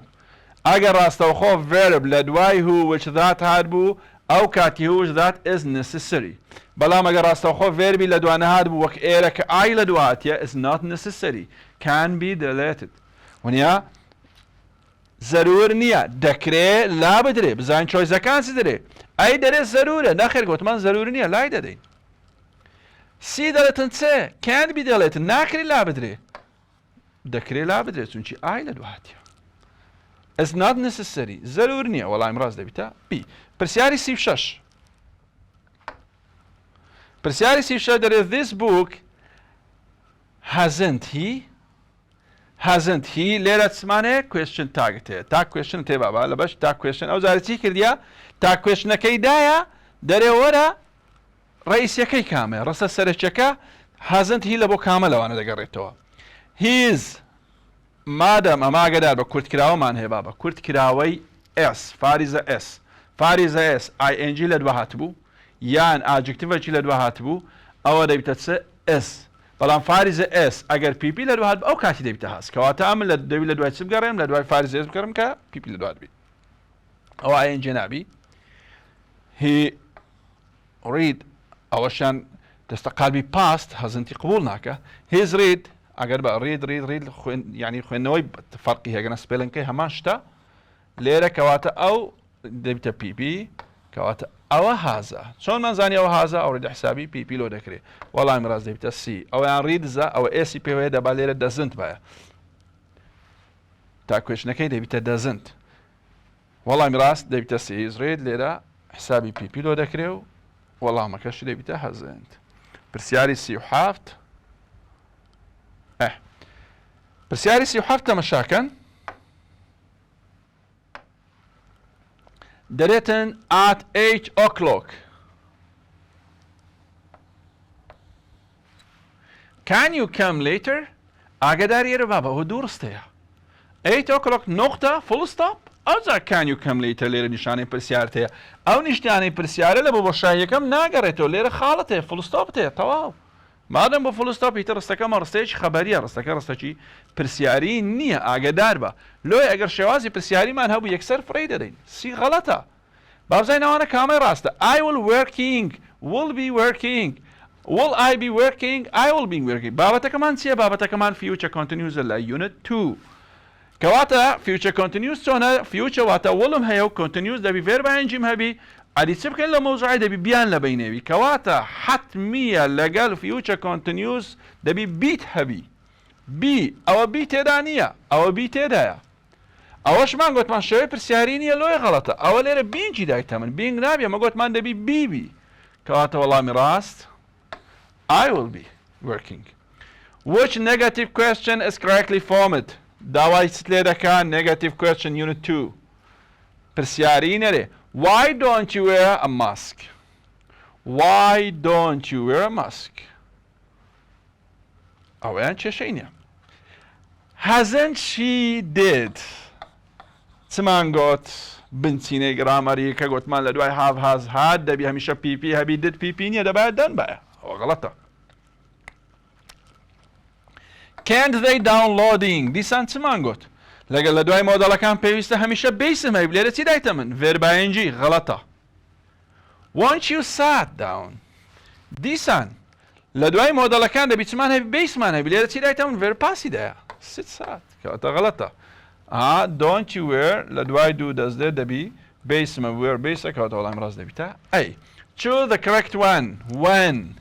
نەیگوتە من چ بابەتەکە دەخوێنمەوە بە پێی بابەت بابا تو ناتی نەفە زۆر ئاگادار بە زۆر تەڵەبە پرسیاری لەو حاڵەتەی هەیە کە ئێستا هەمانە دەرێ کامە ڕاستە دەرێ there aren't enough food for want to eat. Look at this. aren't there طبعا is و are وردەگری مشکلێمان لەگە there کەی نییە بەڵام ئایا بابە is و are کە لێرە aren't هەیە لەسەر ئەساسی چێیە ئاگادار بە لەسەر ئەساسی ئەو ناوەیە کە لە دوای ئینەفەکە هاتیە ئەگەر ناوەکە کۆبی دەبی بڵین aren't ئەگەر ناوەکە تاکبی دەبی بڵێ isn't لێرە دیقەت دەچێت هەیە food ناوێکی تاکەیان کۆیە تاکە کومزانی ئێسی پێوە نیە کەواتە aren't و food پێکەوە مەحاڵە ئەی غەڵەتە.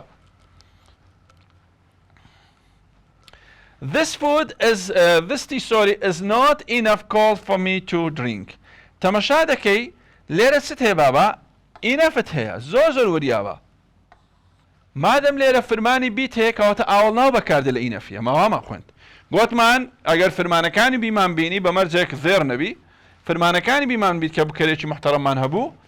لێرە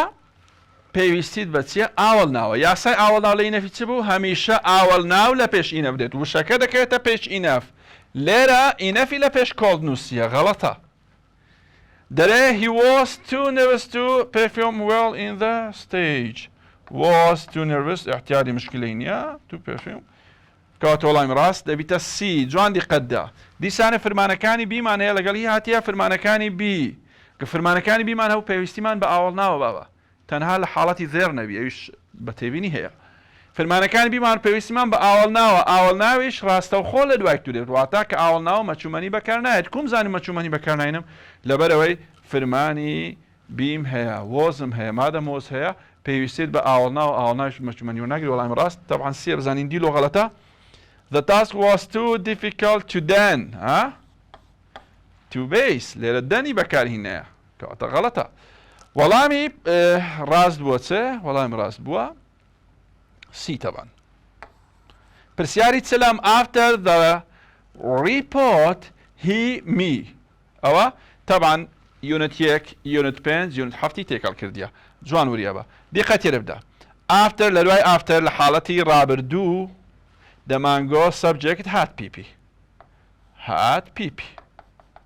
لە حاڵەتی ڕانەبردوو subject plus verb ئەزە حاڵەتی برین present simple و لە یونت حەکە بەشێ پاسپل کلۆز هەمانە ڕاستەوخۆ لە دوای after verb ing جوان دیقەتدا after he finishes or present simple will come and help هیچ مشکلەی نییە finishes present simple و بەشەکەی چمان دەبیتە فیوشە ئەی ڕاستە B he had finished لە ڕابردوو هات پیپیمان هەیە subject هات پیپی ئەی کەشیان verb past came and helped ئەوشیان ڕاستە ڕاستەوخۆ لە دوای after finishing verb ing تێنسەکەیریش لێرە چیدایە گوتمان ئەو تێنسە زۆر گرنگ نییە دەورەچێت تۆی نابی لە غەڵەتی و ڕاستیەوەکە came and helped ئەوەشیان چێشەینێ بابە لێرە دەڵێن چێ all of them طبعا لێرە وەڵامی ئەی ڕاستە ڕجاءن کە لە هەڵبژاردن دیتی لێرە نووسرا بوو all of them both of them یان A and B یان A and C B and C ڕجاءن یەکسەر قرار مەدە ئەی دابن چکە ئەی ڕاستە بەڵام چۆیزەکان کەش بخوێنەوە چۆزەکان کەشمان خوێندەوە لێرە ڕاست بوو دی ڕاستە هەمووی ڕاست بوو لۆ یەکسەر بڕیار مەدە باشە بابە پرسیاری 41 دەرەچوو the correct form of advice بابەتەکەم چییە بابەتەکەم بابەتی ئەدڤایسە دەرێ you ought to not drink so much cold water and heat you had not better anyone know ئەوەشیان heat you has to تەمەشێرە بکەن غەڵەتەکان لە چێن دەرێ بابە ought to not لا یاز بابە لە حاڵەتی نەرێ ناکرێ نەتەکە لە دوای تو بێت دەبی لە پێش تو بوو ئەگەر بێت و نووسرا بە you ought not to drink ڕاست بوو بەڵام نووسیتی you ought to not ئەوە غەڵەتە هاد بێتەر بابە بە هەمان شێوە هاد بێتەر لەبەر حسابی مۆدەلی لۆ دەکرێت ناکرێ بڵین hadn't بێتەر یان had not بێتەر دەبات نۆتەکە لە چێن دەربایە دەبات نۆتەکە لە دوای بێتەر نووسرا بە بنووسرا بە you had better not ئەو کاتی ڕاست دەبوو لۆی ئەوە غەڵەتە سی دەرێ you has ئەوە هیچەوە هاوار دەکە دەرێ غەڵەتم کەواتە چێمە you should keep تەواو you should base هیچ مشکلەی نییە وەڵامی ڕاست بووە دی پرسیاری چلو تبینە ئەو بەری تەواوە.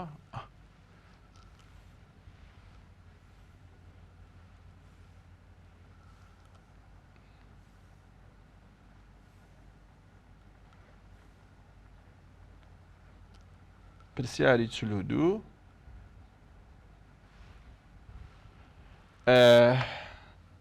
چەند پرسیارێکمانەیە و 4-5 پرسیارەش حەڵ بکەین ئەوڕۆ تەواوی دەرێ ئەوە ئۆڵکا a lot of problems appear وشەی appear چ وەردەگری؟ to base وەردەگری appears having ئەوە غەڵەتە seems to having لەو حاڵەتی بابە جوان جوان ئاگدار بات کێشەت لە بینی دوو حاڵەتیە to base verb ing to verb ing بوو یان base نەبووەوە غەڵەتە دیقە تێرە بدە to base and verb ing to verb ing دایتە من ئەو یەکسەر زەربی لەسەردا لێرە to هادی دایتە تو یەکسەر زەربی لەسەر دەدێت چونکی مشکلەیەمە لەسەر to base و verb ing گوتمان appears verb ing وەرناگریت چۆ دەگری to base وەردەگری کەواتە وەڵامی ڕاست دەبێتە C ئەوە یونت 7 فرمانەکان پرسیاری 43 Did I choose the wrong option according to the story of Treasure Island? Oh, episode. كاما غلطة wrong option ببي أو تشيروكي لتريجر Island أمانة بزين كاما غلطة. The hanging wasn't one of the stories that were told by Captain Smollett. Captain Bill, sorry. Both Pew and Bengan were bent over. How do you سماعون أريولا Mr. Arrow and the Square were very friendly. Mr. Arrow Square زور برادر مريولا أوشان راسته. Captain Bill won the fight and made Black Dog run away. أوشان راسته. ها كاتي كابتن بيلو بلاك دوغ وشرات دواي بلاك دوغ لخشان ايش بخين دهات وراي كرد كابتن ايش بخوي باش مشيركي بدواي كت او كوات الليله التشيله شركه دوره طبعا بلاك دوغ دوره تيروكاني كابتني تسوتسبون هانجيز كرامزاتسي ان اعترف كرامزاتسي دائما تيروكان لسرشتان كواتا يشك لتيروكاني لسر هانجيز وكاتك لبوجي مجمعاتي اللي يقصي ذكرت دري يشك نبو لتيروكان بابا يشك بو لتيروكان لويا داواي غلط لمن دكا غلطكش اياكا يشك بو لتيروكان برسياري تلوتسار was a true seaman who was killed by Dash and his dying screamed was several people چه أوا طبعا زور ترو سيمان كجران بدستي تساتكان بلام كيبو اونده بقوت هاواري كرت زور به هر زوري خلقك جوان لدنجي ها جيم لولا لسقر دكي جيلي بو تومو سيلفر كابيكو بو توم جيلي دنجي بو لولا دكتور لفزيكا تشوبو لاي ستوكي دكا جيلي دنجي بو چيبو كمرد او هاوارش بقوتي كرت طبعا الام بو چيبو الام بو لو اولتون روتنيا تومنيا ديچش نبو چه الانا طبعا للاهن چش كجرا للاهن ياخي كاني بياو كاني سيلفري كجرا بهوي تي وزانيم الانات سيجا كيرو هبو بابا دنگكي للاهن زورك لخلق بيسرا واتا الان زور بقوت هاواري كرك كشتيان هاواري شي زور يوري ليستالويا ناسينوي او كبزانم الانا بهوي او ختم لبندايا برسياري تلوبين در silver visited the stockade so as to silver رباني زوكي كبخوي بالاكي لقال كابراكي تر برستوكي رويشتن لبوتتو زين لبوتتو talk to Captain Smollett and make a peace لقال Captain Smollett قصبكو ريكوتنك بكان طبعا هو راسته مشكلينيا ask Smollett to stop shooting his pursuing وابو قوتي تيتك تقل دريوانا كان من مكان وما ينكجن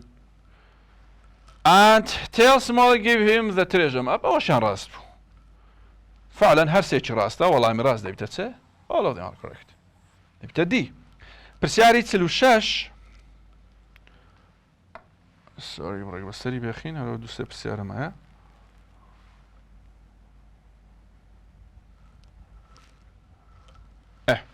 برسياري تسلو شاش when Jim and his mother were on their way back to the village, they heard كاتك جيم وداتشي back to the village واتوبو جاري دوام كران كربرو قندكا جوان لتسبو The tapping of the blind man's stick on the road نخير جان لو هنا بكران كذا لنا تاريخياتنا دار ران كذا برو قندكا بس بالفارق نخير هاشتهر لا ميوان خانكا وجان لو يسليبو. The sound of someone running first in the distance and then getting near. والله راز دبيتا سي كاتێک جیم و داچی ها پارەیان ژمار دوای ئەوەی کە پیو هات بەخۆی بە گۆچانەکەی لە دەرگای دەدواتر گیان لە فکەیەک بوو هەستا ناچار ڕابکەن کە هاتنە دەرێ بەڕاکردن ڕۆیشتن لە ئەسنای ڕاکردنەکەی بەرەو گوندەکەی گیان لە دەنجی پێی کەچی بوو کە بەرەو ڕوویوان ڕای دەکرد یەکەم جار تەپەتەپەکە دوور و دوای لەیان نزیک بەوە لەو حاڵەتەیە داچێ جیمی گۆتیا من وا خەریکە دەبورێمەوە ها پارەکەی بە جیمی دەرێ پارەکەی بەو ڕاکەیتر دەبورێتەوە جیمی شتەی باتە بن ئەو جسرێکە لەوێ هەیە ئەوجە پێشەوەی ببورێتەوە گویان لە تەپەتەپی پێی کەسێک دەبی وەڵامەکە دەبیتە چ وەڵامەکە دەبیتە سی وەڵامی سی ڕاستە. The ship's officer Mr. Rose Mr. Arrow قڕبە سەرەکە not able to choose the crew by himself نەخێرەوە مەوزوعەکە پەیوەندی بە مستەر ڕۆ نیە پەیوەندی بە کاپتنی وێ able to control over the crew نەخێر لە قڕبە سەرەی نەیتوانی کۆنتڕۆڵ بکە. Worse than the captain of Hispaniola had feared. Captain of Hispaniola had feared. کاتێک کە پێشەوەی گەشتەکە دەست پێ بکە کاپتن سمۆڵێت بانجی چێ دەکا بانجی سکواری دەکا دەرێ کەیفم بۆ گەشتە نایە کەیفم بە پیاوەکانت نایە کەیفم بە ئۆفیسەرەکەشم نایە ئەزە مەوزوعەکەمە لەر ئۆفیسەرە دکتۆر پرسیای لێ دەکە کاکە لۆ کەیفت بۆ ئۆفیسەری نایە کێشەی چییە دەرێ I think he's honest man پێم وایە کە پیاوێکی باشە but he's too friendly with the crew to be a good officer. لەگەڵ دەستەکەی زۆر برادەرە تایپتە ئەفسەرێکی چاک واتە ئەفسەرێکی بەهەیبەت و لێهاتوو نییە ناتوانانی کۆنتڕۆڵی سەر دەستەکەی بکاتن لێ دەرێتن مستر ئەرۆ زۆر لەوەی خراپتر بوو کە کاپتن لێی دەترسا فعلەن ئەوە وەڵامە ڕاستەکەیە دوایە کە ناتوانانی کۆنتڕۆڵی سەر دەستەکەی بکە خەڵکەکە چی حەزیان لێبێ دەکەن و دواتر لایکەمان هۆز درانک وەک کەسێکی سەرخۆشتە سەرف دەکات و سند بڵۆدێک ڕانی خواری دەکەن دەرن کاکات و بەکەلکی شوێنێ هەبڕۆ لە کۆڵمان بۆ ئیتر فعلەن زۆر لەوەی خراپتر بوو کەسێکی سەرخۆش و بێ سەروبار ئیتر ئەوەیە بابەتەکە. That at first Silver was very excited when Captain Smollett showed him the map. Wow. But then he was disappointed. Why? لۆ دواتر ئەوە کەنجی ڕوودەدا کاتێک هاوار دەکە لاند و گەشتنە دوورگەکەی وچی جیم لە ناو بەرمیلیە ئەوجا کە جیم ڕار دەداتن کاپتن سمۆڵێت خەریتەکی دەداتە چێ دەداتە سلڤەری دەرێها ئەو شوێنم پێ بێت چونکی کاپتن سمۆڵێت پێی دەرێت چەند سارێک لەمە بەرەمە لێرە لەو کەنارێ ڕامانگرتیە لە بۆ خواردن و ئاو کەلوپەل و شتانە ئەوش دەرێ show me the place شوێنەکەم پێ پیشاندا تا بچم کە شتەکە لەو کەناری ڕابگرم ئەوجە سلڤەر کە خەریتەکە دەبینی زۆر دڵخۆش دەبی خەریتەی گەنجینەیە بەڵام دواتر disappoint دەبی بێئومێد دەبی بزانین لۆ it was not Captain Flint's treasure map لەبەرەوەی خەریتەکە هەمان خەریتەکەی کاپتن فلنت نەبوو. There were only red crosses on written notes on the map. It was the map Jim had found in Billy Bond's chest. It was Captain Flint's real map. کاتی کاپتن سمۆڵێت بە دکتۆر و سکوار دەرێکا کە خەریتەچکە دروستکەن ئەو خەریتە حتا دەرێ it must have been kept secret even from me and Mr. Arrow دەبی ئەو خەریتە حتا من و مستەر ڕۆژ نابزانێت چێ بێ جەستەکە خەریتەکی کۆپی دروست دەکەن کۆپیەکە خەریتەی دوورگەکەیە بەڵام خەریتەی ترێژەکە نییە واتە ئەو شتانێک کە پەیوەندی بە ترێژە هەیە لەسەر خەریتەکەی دروست نەکرێت دوو خاڵ دوو شت هەیە پەیوەندی بە ترێژەکەوە ڕێد کرۆسەکانە و هەروە ڕێت نۆتەکانە ئەوان لە پشتی نووسرایە ئەو دووە پەیوەندی بە گەنجینەکەەوە یاویدی خەریتەکی ئاسایی خەریتەی دوورگەیە ئەوجا خەریتەکە ئەو دوو شتەی لەسەر نەبوو کۆپیەکە دەرێ ئەو خەریتەیە کە کاپتن بە سلڤەری پیشاندا هەمان ئەو خەریتەیە نەبوو کە فلند درستی کرد بوو فعلەن هەمان خەریتە نەبوو نیو کۆپی بوو ئەو وەڵامەکەیە بزانین بی و سیودی لۆ غەڵەتە. There were only red crosses and written notes on the map. ئەمە گوتمان ئەو دوو شتەی لەسەر نییە ئەوەش دەرێ ئەو دوو شتەی لەسەر بۆ نابی written note و red crosەکانی لەسەر نەبوو خەریتە کۆپیەکە دەرێ it was the map Jim had found on Billy Bond's chest دەرێ ئەو خەریتەیە بوو کە لە سندوقی بيلدوزر نخير قال خريطة يعني كوات خريطة كيف فلنتي بو أو شان غلطة. It was Captain Flint's real map نخير real map نبو كوبي بو كوبي كبو. أما بالنسبة لبرسياري تسولونو بنزامان مايا آخر برسيارة كان برسياري تسولونو برسياري بنزا كوتاي بيبينين درسي أو رومان ايوه دارم سوري هبو بي لبوتان. when Jim saw Hispaniola again next he روجي دواتر كا جيم اسبانيولا بيني wanted to stop the ship from hitting the rocky shore. كان جيبو كاتك جيم باتي لنگركي بسران لنا بلا ما كي بينغاني لنا اي ماوتا روجي باشتر لنا بلا ما خيلك روجي باشتر كا اسبانيولا بيني تفكره چلوهات او بو کشتک رابیری که بتاشه بردکان نکوی نخیره و پیوندی بمازه. He knew that someone was sailing. در زانی که کسی کشتک لیده خوره نخیر. اصلا وای زانی که کس لی نخوره چونچی سیلکانی فریلی ده جولا تاروکانی فریلی ده جولا زانی که کشتک کس لی نخورتن. Had the idea of getting the ship back from the pirates. بیرو که چی دوات که بتوانی کشتک لدستی تتکان رزگار بکو بیگرینی تولا بو خویو جماعتی والهمکا طبعا سیام. That Jim refused to run away with Doctor because كاتك جيم كشتي كرادة قريبا الخوشي غاردة دابرو ميوان خانة تابا دكتور جماعتي بريما وكشتكم دوزيو حارو حسابها بلام كده سيت وشي چه دوي سيلفروان ديگرن كلاي ديگرن روجي باشتر دكتور ده دكتور كوضع دبيني بلام دكتور دواتر بجيم دري يلا باراكن بلام جيم دريت انت refused to run away. جيم راتي كردو لقال دكتور رابكا لو He didn't trust him. برواي با دكتور ينبو نخير. Silver had blamed him. Silver قليلك نخير. Silver let the pirates kill Jim نخير. ادي موضوع كتبه. He had given Silver his words to stay. لبروي او باليني بس سيلفر دابو كبمين التوالو يقولي كاكا من راناكم تشونشي وعدم بس سيلفر دا بمين موا. او برسيارة كاني 2022 سالاني برين پارێکە خولی یەکەم بوو. هیوادارم ببیتە جێگای سوود و ڕەزامەندی لە بۆ ئێوەی خۆشەویست زۆر بەوردی و زۆر بە فۆکەسی پرسیارەکان جواب بدەنەوە چونکە بەڕاستی پرسیارەکانی ئینگلیزی پێویستی بەوردە ئەگەر نا پرسیاری ئینگلیزی گران نییە بە سەراحەت. هیوا خوازم هەمیشە سەرفەرز و سەرفراز بن.